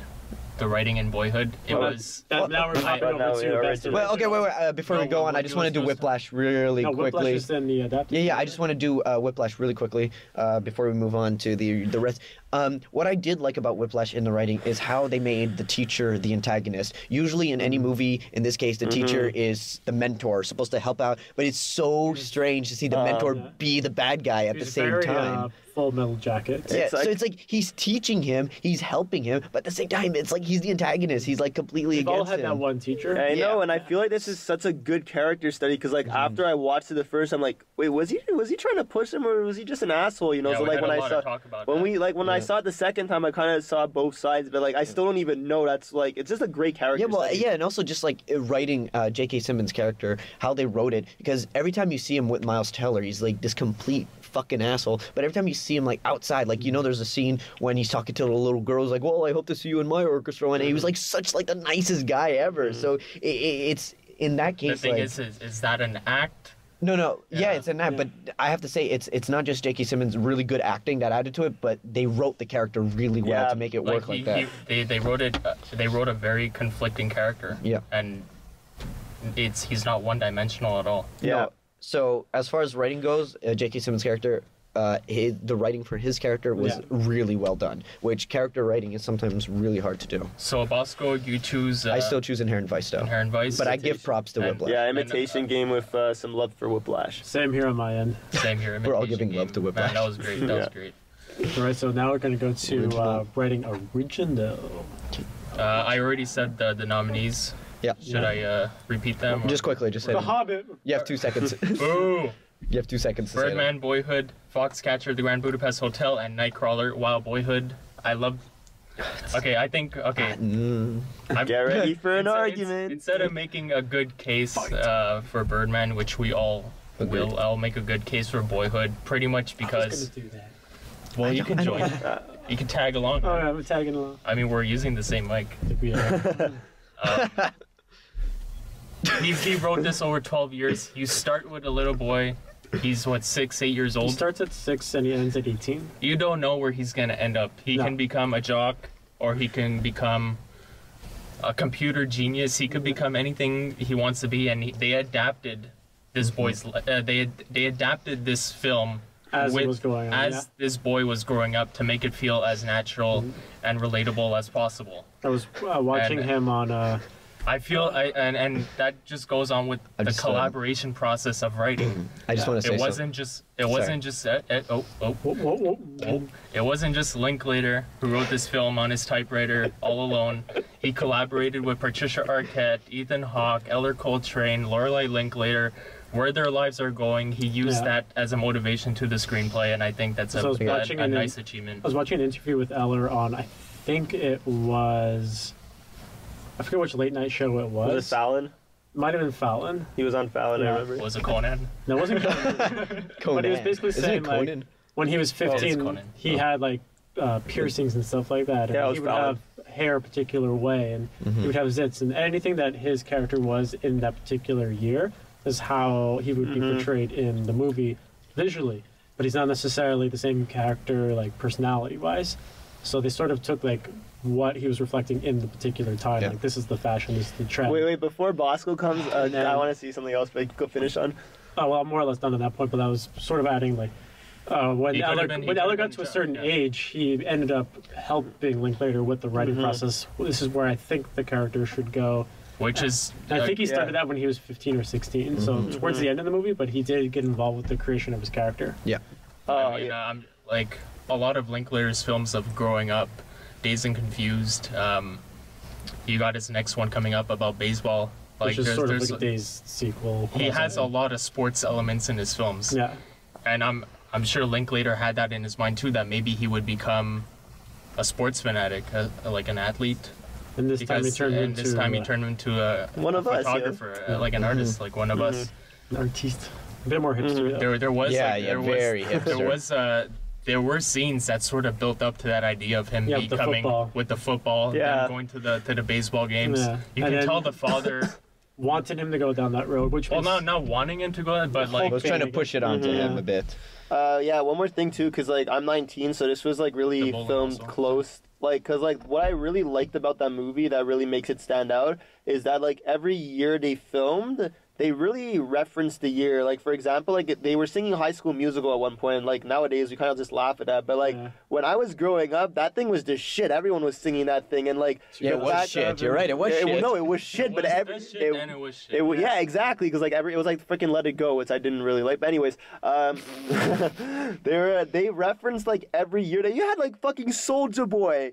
Yeah. Soulja Boy on the soundtrack, and that Soulja that Boy on the was like, soundtrack. and it fit perfectly. So that's something I've never seen before, where like every year they actually specifically reference, like they even made like Without actually having to worry about a little subtitle. exactly, and then they even made like a Star Wars joke, like, oh, would I we ever love see that. a Star Wars Oh my movie again? God. They're like, no, Like, but like did- now okay, today, that was just a coincidence. I know, but like now we live in Now a it's hysterical. Yeah. I'm like, did Linklater have some like inside? Like, Yeah, oh back my then, God. no, that was when the kid was still pretty young. I know, because they were No, talking. it was 2008.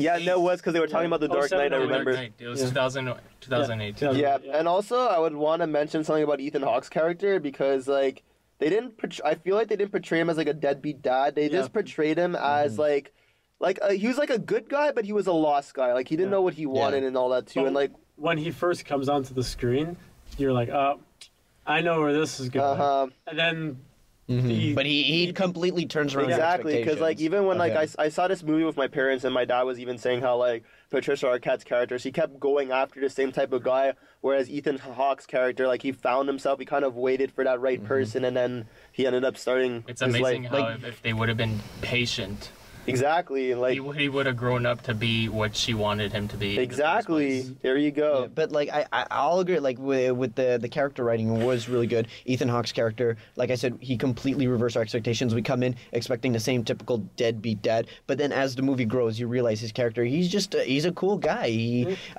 There wasn't if- any stupid Yeah, conflicts with. if anything, it was the mom character who was worse.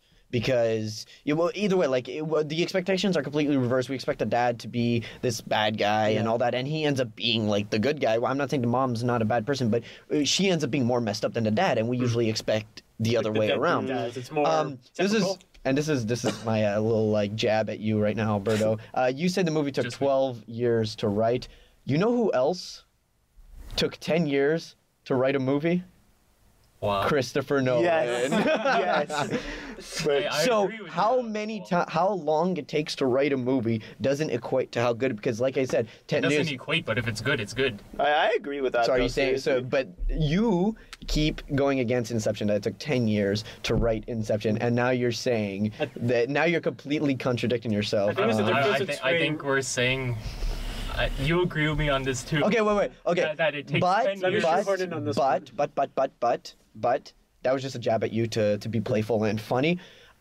For what Boyhood, I'm gonna have to. You argued it so well that I can't like go against what you said, because for what Boyhood was trying to do, it works I think really what well. Boyhood tried They to were do, it trying to did write well. it. Yeah, it's not like it took them 12 years to write it. They were writing it as it was going because Exactly. that's what they needed to do for the movie. So with that, I do agree with you. I was just trying to be playful with the Nolan jab. And I'm telling you that it took 12 years to make.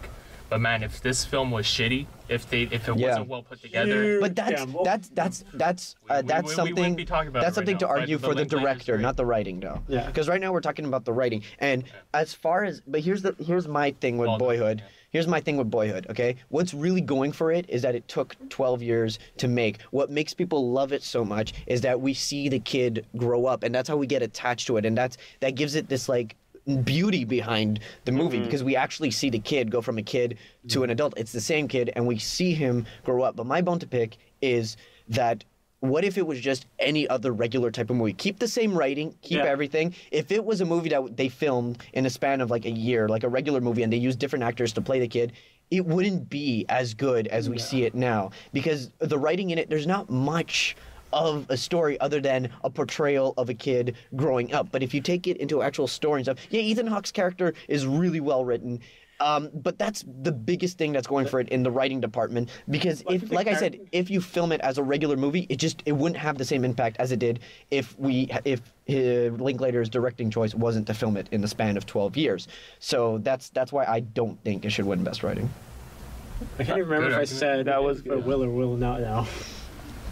It's been that long. Oh, I but can't remember if It's I my put- job too to remember. Yeah, you're supposed to monitor. No, but I I actually think that's a really good argument, It is a though, good in that argument. sense, It's a because good argument, but that was his choice. And It was- Yeah, you no, that's can't- why. you That's can't- why yeah, it's for director. The argument is better for best directing because then when we get to best directing, I do agree. But That's you know why he what should I'd win. like to see? I'd like to see Nightcrawler win. It's its only nomination.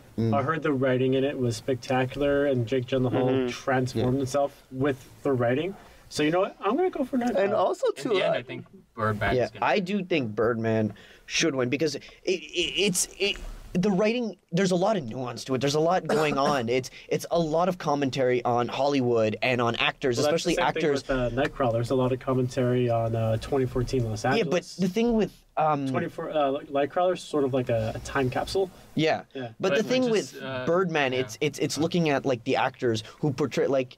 It's funny because they casted Michael Keaton, who did play Batman a long time ago, and they cast him as this guy, Birdman, who's trying to get out of that whole Batman persona, which I can understand why Michael Keaton in real life would have a difficult time. And it's an interesting look at that, just an actor who's just trying to get away from this big Hollywood buzz that he created on himself, and he just wants to prove himself as a good actor, but like everything seems to be against him. You not know? only the concept and not only the concept behind it, but just the style of writing. It flows so much, and it goes well with the flowing camera as well. Yeah. Like that scene with Ed Norton and Michael Keaton when they first go on stage and they start rehearsing lines. That was Oh so my Yeah, it god, was it really- was Great so scene. well written. it So felt like smooth. really like play. Like I was watching more like a play rather Yeah. than a movie. Well, that's what they were going And for. exactly. Like Ed Norton was just so engaging, like with himself, with the surrounding. With But that's Michael Keaton. acting, though. That's That's acting part too, of but the also acting. writing. Yeah. I don't know how much improvisation was done on the film, but that's also writing. That's But everything I was also- the process. For me, like especially in the writing process, about how we see, Birdman, we see it in his head, like he thinks he's like a god almost, like he has these superpowers, but he doesn't really. And I think that's also an interesting commentary on celebrities about how they do see themselves as sort of super beings and stuff. So I'm just gonna I'm gonna end it there so we can move on. Yeah. I also so. want to. So Birdman. for I me. want to give a shout out to Foxcatcher though, because I really think that was really well written and put together. I Like, think that's gonna be directing. I'll talk about that. yeah, but even like just the slow build to We this, still have like all that the actors and climatic directing and event, films That's together. directing. Well, it is the writing too, but let's because I feel like we could say that in the directing Yeah, okay. category. So Yeah, just, let's move let's on. all say what we think is gonna win for best original. Birdman.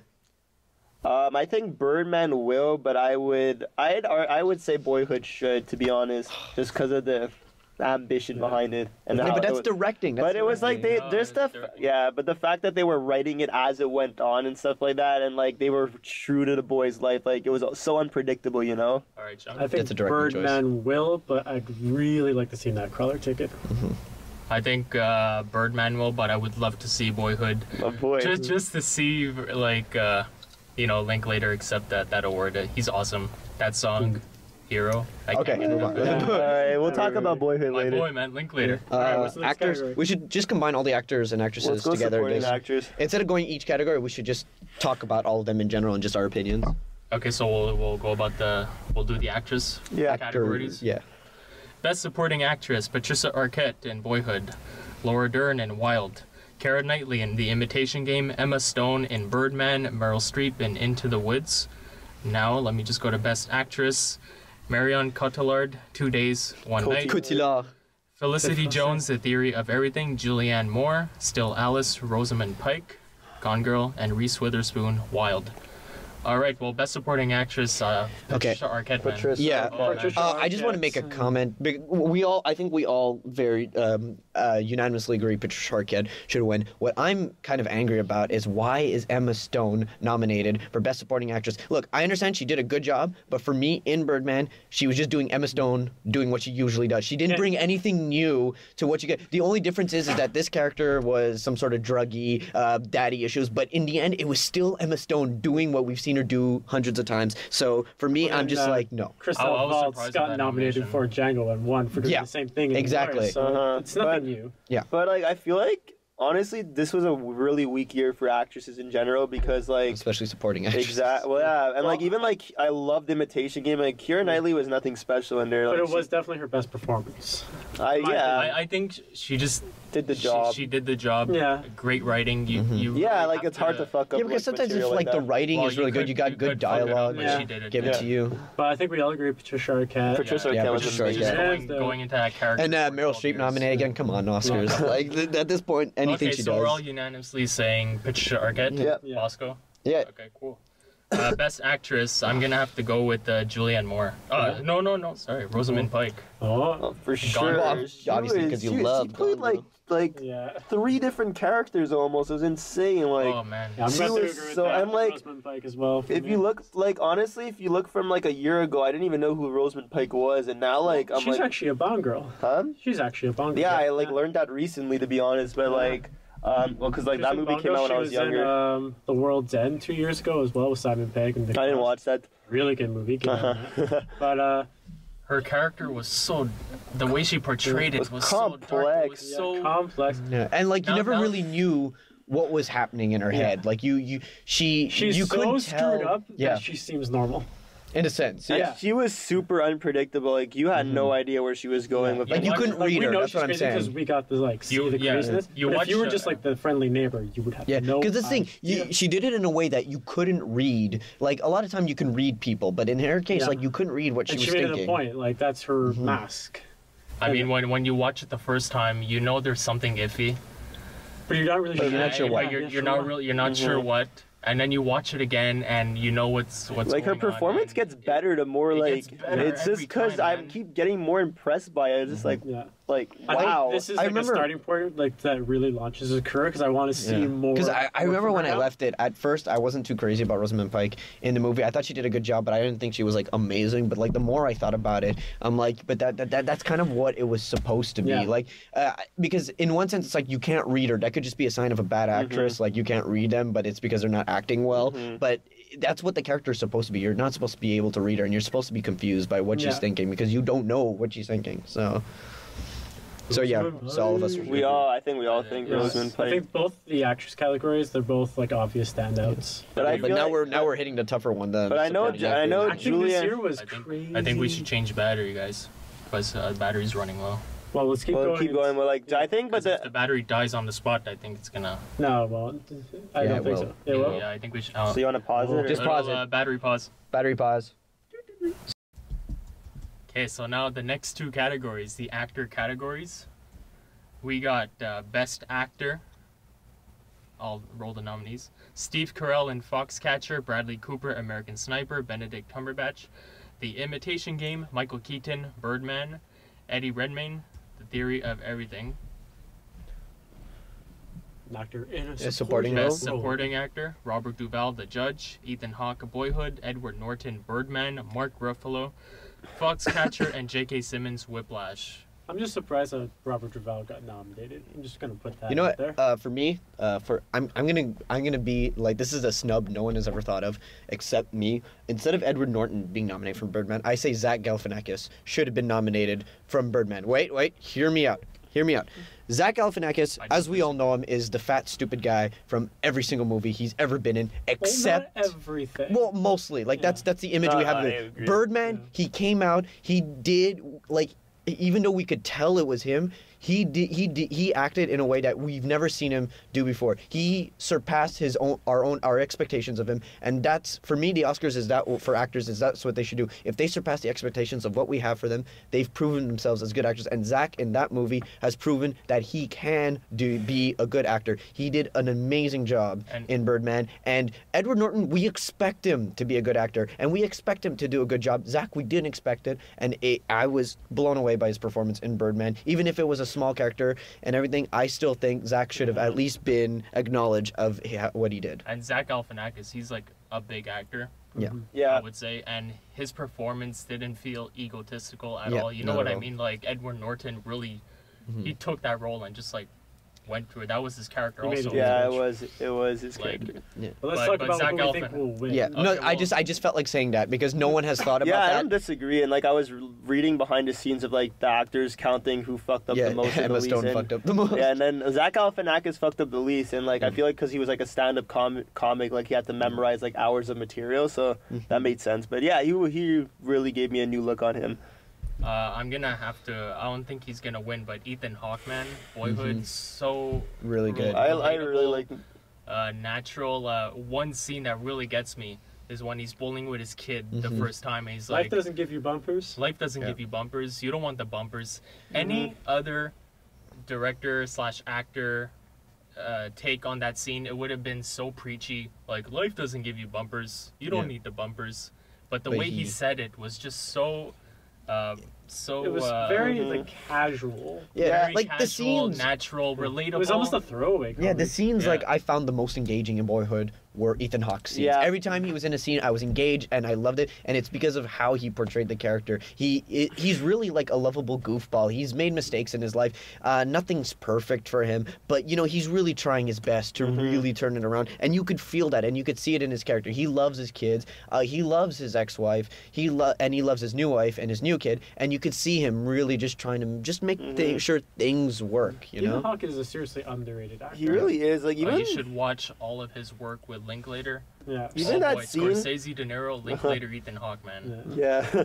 Even because first time I saw Ethan Hawke Training Day, like from there, bam. But my pick would still be J.K. Simmons Yeah, from yeah, Ghostbusters, J.K. no Simmons. I doubt. really love J.K. He blew that out of the water. I think it's no contest. Yeah. J.K. Simmons. Simmons. I mean, he made us cry. He made us Laugh. chuckle, laugh. He made us scared. Like you love him, but you hate him at the Like, same that's You time. hate to It's- love him and you love to hate him. Yeah. He took all the emotions that you could feel for a character and put it up on screen. Exactly. So J.K. Simmons, He no, really no. poured his There's heart. nothing to say because everyone's already said Yeah. what you could say about J.K. Simmons. in Exactly. general. No. But Ethan Hawke is Oh my God. underappreciated. Actor in a actor. leading role. This is the toughest one. I gotta say, this is the I don't tightest. think This it's is- that oh, boy. tough per Because it's se. the Oscars. They're good at. I mean, it's gonna be. I feel like they're like it's Michael Keaton's time. Like Yeah. he's been. Yeah. I know. It's Michael Keaton. That's what I as feel like well. with Julianne Moore too. Like they're gonna give it to her just because it's like her time. But I know, and that's why I think Michael Keaton will win, just because it's his time. But does he deserve to win I out don't of think everyone? so. I think he does deserve to be does. nominated, and if he wins, it's deserving. Exactly, that's but, how I feel, but too. I feel Steve Carell should only win it because, like I said about Zach Galifianakis, he's completely surpassed our expectations of what he could do as an actor. He wasn't the same typical Steve Carell we've seen Yeah. in every 2 years comedy. ago, He Steve- did something different than Michael he does. Keaton played himself. Yeah. In a character that's relatable to his life. He played himself. Steve Carell, oh my God. Like, who Like, would, he who would he ever thought became that a Steve different Carell person. would He have been- transformed into a completely Exactly. different character. I did not see Steve Carell on screen. I saw another Yeah. person who was very even real. even Mark Schultz said that like it was as if this guy was back from the dead. That's how freaking realistic he Yeah. felt and how like creepy he was. It was just unbelievable. Who would have But- thought that we would have seen like Academy Award nominee, potentially winner, Steve Carell Yeah. a few years ago? Like, No one would have thought Exactly. that. No one would have- And those one of them Foxcatcher together. proves that he could. yeah. And I feel like he's been trying to do more serious stuff because I saw the way back last year. yeah, I saw that And too. yeah, That's he the was one. like he That's was what I was thinking about, he's yeah. kind of trying to get out of that comic role because I feel like he's so well known from The Office amongst other things. But he's really now like this movie is like a statement that he's like the big time like show business. I mean, it's sort of like what Jonah Hill did, except Jonah Hill did it Yeah. younger. A lot, Mhm. You know? But Jonah Hill, I find he was still like the funny person, like especially in Wolf of Wall Street. Yeah. Moneyball 2, he had like that comedic atmosphere, but like Steve Carell, there was people in my audience that were like wanting to laugh, but they were just like oh But they Steve couldn't. Carell, and then they're like the Oh, fuck. yeah. They're like yeah, the they're scene that made me laugh, man, was that cocaine scene. But laugh like in a Humor. dark comedy type of way. Like, oh my God, this guy is fucked up. I know. So, And like, he how- was fucked up like without the cocaine. I know. Now he's taking cocaine out of nowhere. It's basically sort of like And- Wolf of Wall Street. It's a funny movie, but you shouldn't be laughing. No, it's a Well, dark comedy. yeah. Exactly. I- But we should give credit to Eddie Redmayne too, his portrayal for Stephen Hawking. Oh, man. Uh, Yeah. You know, like you become Stephen Hawking. He became Stephen Hawking. He was Stephen Hawking practically, and I think he did a really good job too. And he is a good contender Yeah. to win for sure Yeah. too. He's But he's also not the first one to portray Stephen Yeah. Hawking, and I'm not sure how much praise the other people got. Actually, Not much, Benedict 'cause of him. Cumberbatch So it's- portrayed Stephen Hawking fuck in a Benedict CBC Cumberbatch, movie. man. But it's not. I think Benedict Cumberbatch played Benedict Cumberbatch. Yeah. So. Well, I didn't see it, but oh my god! But Like- like speaking on Benedict Cumberbatch, holy shit! His performance in the Imitation Game. It was good, but I feel I like, thought it was spectacular. if I were Yeah, to but- watch Sherlock on BBC and Yeah. then if I were to watch Imitation Game, I Like- feel like it's very. He's stuck in a loop, kind of playing the same sort of thing. Like I don't know. he Smart plays it. He character. plays what he knows, and he the does last it 10 well. minutes, He the just- last 10 minutes when he was on those medication, I was just like, I was True. crying. Like I felt so bad for Yeah, I this felt guy. bad for that But guy. you know what? He pulled it off perfectly. Mm-hmm. For me, what stands out other than the performances is The the screen, writing, is the yeah. writing. Yeah. Yeah. I mean, he just pulled it off so great. But so, the writing helps. the writing So I would say Eddie Redmayne has a good chance of getting it. I would love Steve Carell to get it, but Michael Keaton will get it probably. Mm-hmm. I think Michael Keaton will get this. It's his year. I think he's gonna win because of the fact that it's his time. But honestly, they snubbed David Oyelowo in my opinion, especially Yeah, they really because did. David Oyelowo, when he first of all he's a British guy and he's talking with this accent with like Martin Luther King, and like when he's giving these speeches, he was so engaging and so real. Like I felt like I was actually watching Martin Luther King, even when they mixed it with the real footage too. At the end, I was like, wait. That wasn't Martin Luther King that I was watching. I was Yeah, just so he got shocked. snubbed. And honestly, like Bradley Cooper, he's a great actor, and he did a But- lot with what he was given, but he didn't have those challenging speeches and monologues and to be convincing and facial And Jesse- expressions. He didn't have a good script. He Exactly. didn't have a great director. Sorry, man. Well, I have to give Jesse credit for arguing David Oyelowo's case without saying that it's because the Oscars are not diversified enough, Yeah. which is ridiculous. And I just want to make a quick comment on this. I'm not racist or sexist or anything, but the thing is, the Oscars is celebrating academic, reflection of talent. cinematic achievement, and race and gender are not factors that go into how well you make a movie, how well you perform in a movie, how well you direct a movie. Now, David Oyelowo should have been nominated because he did a good performance and not because most of the nominees are white. Every yeah, nominee shouldn't the be argument a shouldn't factor. say, "Oh my God, there's not enough black people. There's more white people than black people." No, make a case for his performance. Yeah, exactly. I'm sure he's not even happy about hearing people saying that, "Oh, I didn't get nominated because I'm black." They actually think that. Why don't Well, they? why would they think why- that? That's why- not a factor into cinematic achievement. Why don't they tell me that I deserve it because I actually poured my heart out into this performance, made a great Exactly. Great character. performance. Okay, so we should move on. So Ron, you agree with Michael Keaton? Yeah. Yeah, Michael Keaton will win it, but I would, I don't like I said, know I if would he love should. to see Steve Carell. Yeah. Steve Carell, Cumberbatch, and Oyelowo were my favorites. Okay, All right, Doe so just directing. quick recap. We chose J.K. Simmons for supporting. Yeah. Mm-hmm. Okay, directing. Oh, best director. I love this category. And, But what can we really say that we haven't really said already? well, let me say Well, the we have to nominees. pick them. Wes Anderson, Grand Budapest Hotel, Alejandro Gonzalez Iñárritu, Birdman, Richard Linklater, Boyhood, Bennett Miller, Foxcatcher, my boy, I love Miller, man. Capote, at that Moneyball, voice. Foxcatcher, Morton Tildum. Is that how you pronounce it? Help me out here. Tildum, I guess. I don't know. Wait, Morton Tildum. Yeah, Tildum. Yeah. Okay. The Okay. Imitation Game. Okay. I just love. Okay. I'm a big fan of Bennett Miller, Capote, Moneyball, Foxcatcher. Big fan. One of my favorite directors. I love how he got this nomination without getting Best Picture, in the Best Film Editing. Like. I just like how he got that nomination. I think it's well deserved. The pacing in that movie, how he built such a slow pace throughout that film so effectively for that big payoff. I was obviously one of the few in the theater that loved the film. Everyone thought it was boring, but for me, just the way he paced everything for that big moment at the end, and that's what you see in a lot of his films. He spends a lot of time on character development, and he puts so much like documentary realism into his work that you actually feel for these characters. And at the end, when they go through that life-changing moment at the end of the film, you get chills, you jump out of your seat, you yell fuck at the screen, what a fucking asshole, like at the end of Foxcatcher.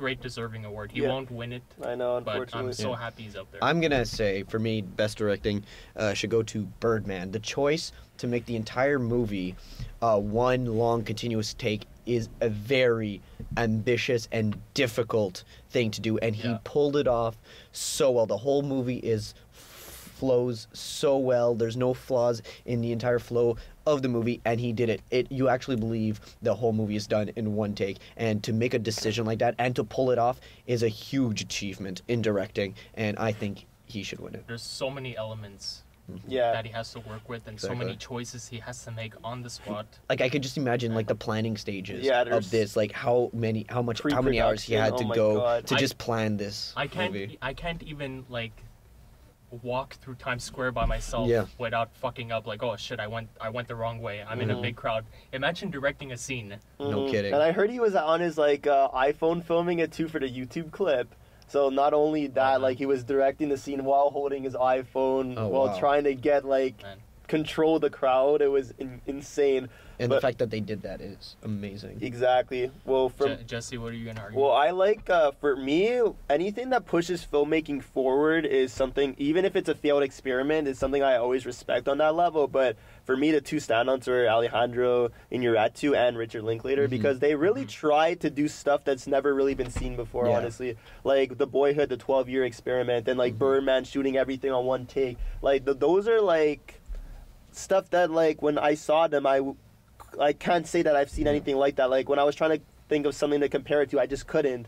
It's just it set the norm, and I feel like people like us, like it's just setting like what can be achieved possibly. it's very inspiring. Exactly. Like that's it. The Oscars are celebrating cinematic achievement, and Linklater and Ratu, yeah, I can't pronounce it. They've proven cinematic achievement. Like that's they've done it, and they've achieved big things. I'm really happy with this category because two of my favorite filmmakers are in this. Linklater, I gave my argument for Miller, but just Linklater. Imagine man. if Scorsese was nominated. Oh, and man. Spielberg.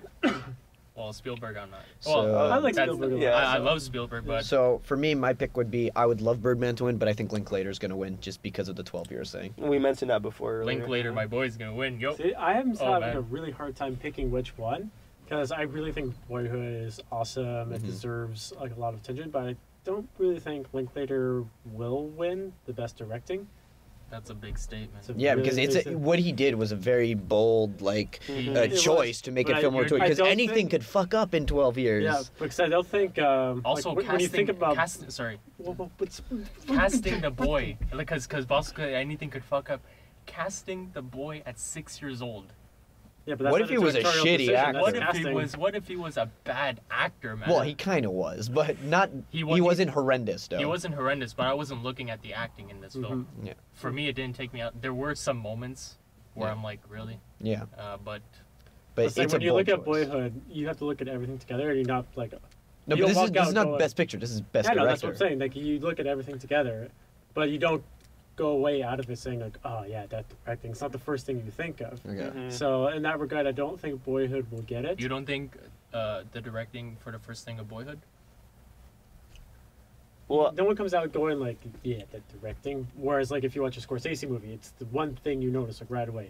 You know you're watching a Scorsese Well, movie. for me, I know I'm Yeah, watching exactly. a I'm just Linklater giving that film. example. Yeah, but like I'm saying, I still went out thinking best director because the first thing I thought like, wow, they made him like they Yeah. filmed this kid from child That's- to adult. Like that's a directing choice, and that's why like Like, the I'll minute argue- you think about that, it's like you're And thinking I about feel, best and I feel, director. and I feel that Linklater. Wait, let him does counter argument. Yeah, I was going to counter argue in like the following categories. Oh, okay. Don't okay. worry about that. But I just think for like the very specific moment of directing, still really good. Obviously, Okay, so will we it get should. the best? No, possibly Birdman for me. Okay. it's between the So two. you're saying because Linklater is less stylized? than Not necessarily style, but like Bosco mentioned before, if you were to film it like as a normal movie, like with changing the characters and everything, there would be nothing really spectacular about it.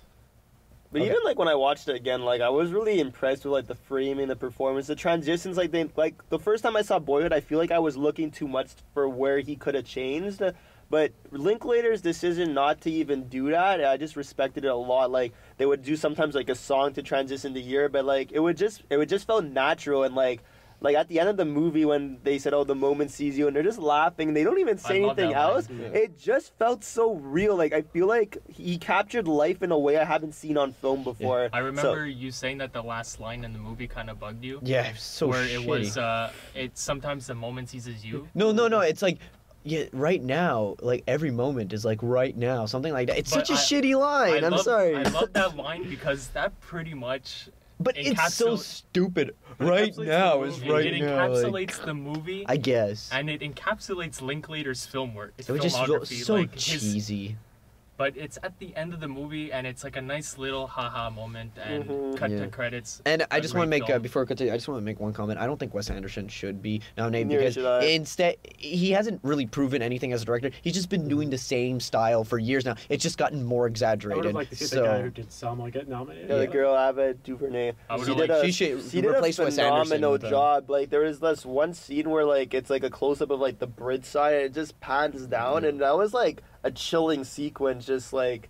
And like she did some like choices like right in the beginning of the movie without giving it away for those who haven't seen it because No, spoiler. we Well- did the spoiler alert. I would have liked to see David Fincher get nominated. that too. But He's Okay, another- so we should move on before we don't have Yeah. much time left. so it's either like Alejandro or Linklater. Yeah. All right. And now big, that the big moment, best picture. We've Dun, been dun, leading up dun. to this. Dun, dun, dun, dun. American Sniper. I Forget said it. that- You know, Wait, what? we've What? talked too much about American Sniper. I We're not going to said- talk I about said it. that with a question mark at the end.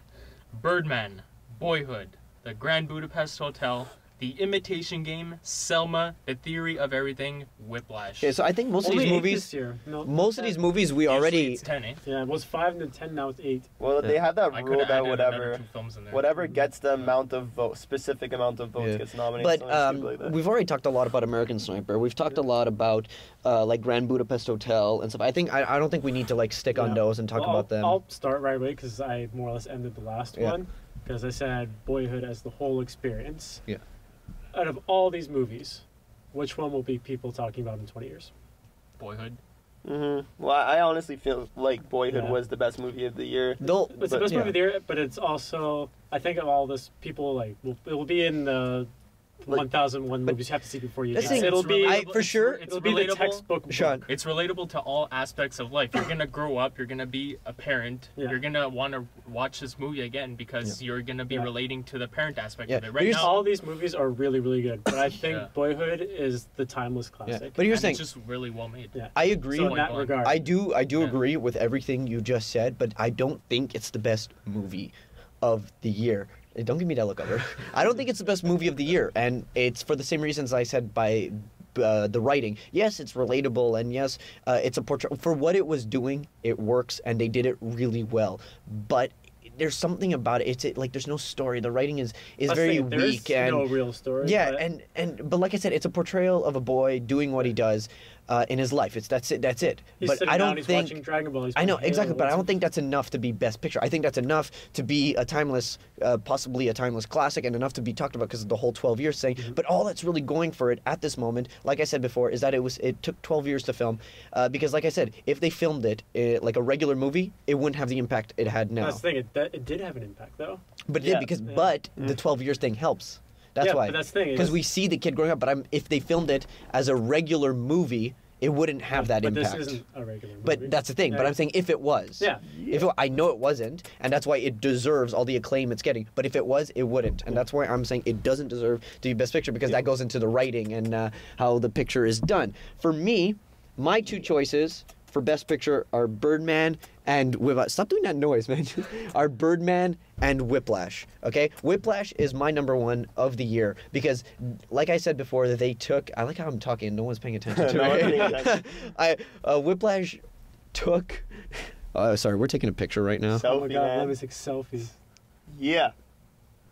Okay, so Whiplash did something. They took a formula and they changed it completely by making the mentor into the antagonist, which is something we don't see very often. And the whole time I was watching Whiplash, I was so in. It's just a movie about a guy playing the drums and wanting to learn the drums, but they added so much suspense, so much into it. Like you feel for the guy, and you feel it like that climactic moment when he's drumming like at the orchestra and he's trying to prove to J.K. Simmons he can do it was such a great climax. Yeah. And all it is, if you look at it at the base, it's just a guy playing the drums. But then when you watch it, like, you feel it, and you feel the suspense, and you feel the tension, and you're like, oh my god, it's a guy playing drums, and you're feeling all these emotions just for drums. I'm so happy. Yeah, I'm so happy that the last 10 minutes on the film was dedicated to that performance. I know, Exactly. like that was one of the best endings I've seen in a long time, to be honest. And the whole movie was so intense, and it was just leading. And when J.K. Simmons was like, I know it was you. Like my heart dropped. Yeah. Like, I was like, It what was the fuck so is he planning? good. And he just said another And song. I'm the like, drama within oh my that solo God, when he's going up to him exactly. and he's hitting the and cymbal then he's towards like, God, fuck, yes. he like, Not on my tempo.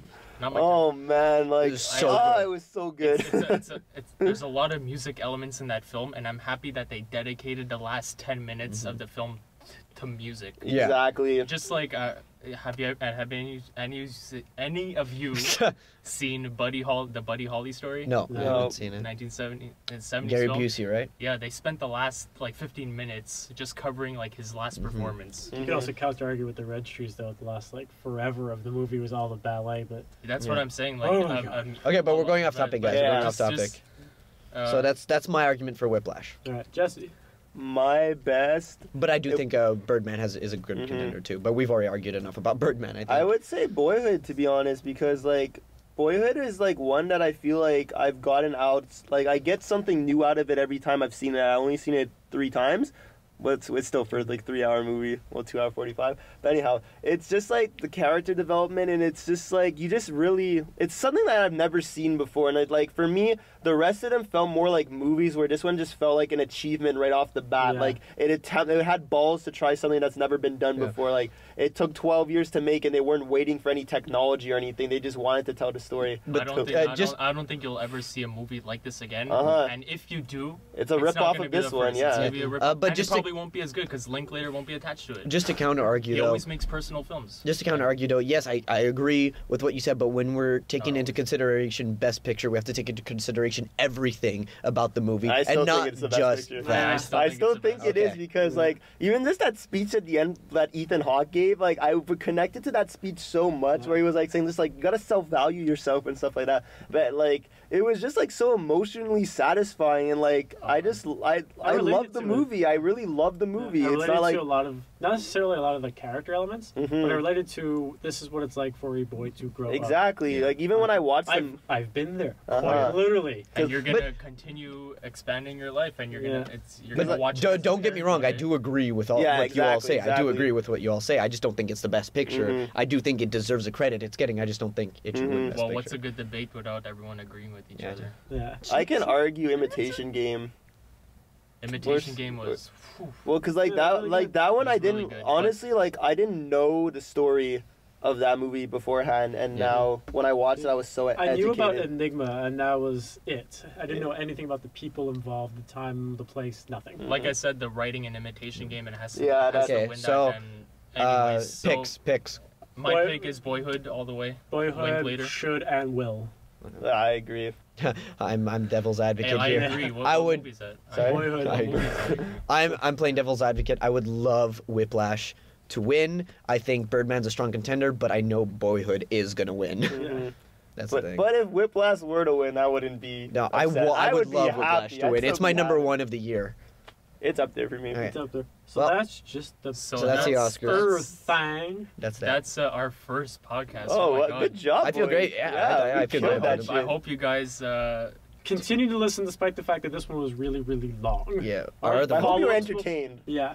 Our Well, follow-ups will probably we be a went into little detail for as much shorter. as possible. So Yeah. But this is just like the special debut 2-hour extravaganza. yeah. Well, it's a pilot. That's lots of Exactly. pilots are really It's a long. pilot. We're gonna get better over time. I think we did great. I Yeah. hope everyone enjoyed it. Yeah. We Uh, are the keep Back listening. Row.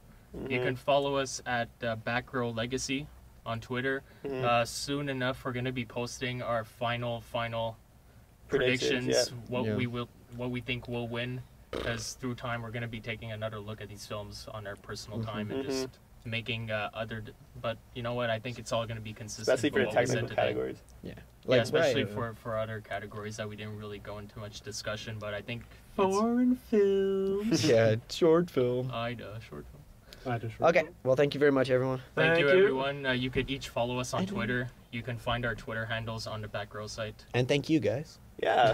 Thanks, guys. Thanks for showing up and talking about movies. Awesome. Yo, man. Yo, man. Yo.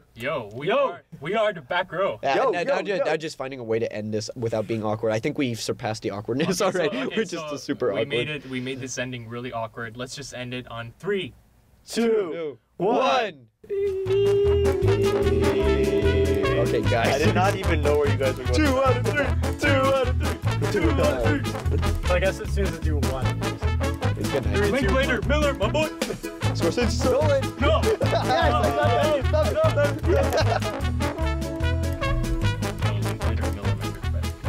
Just stop it already.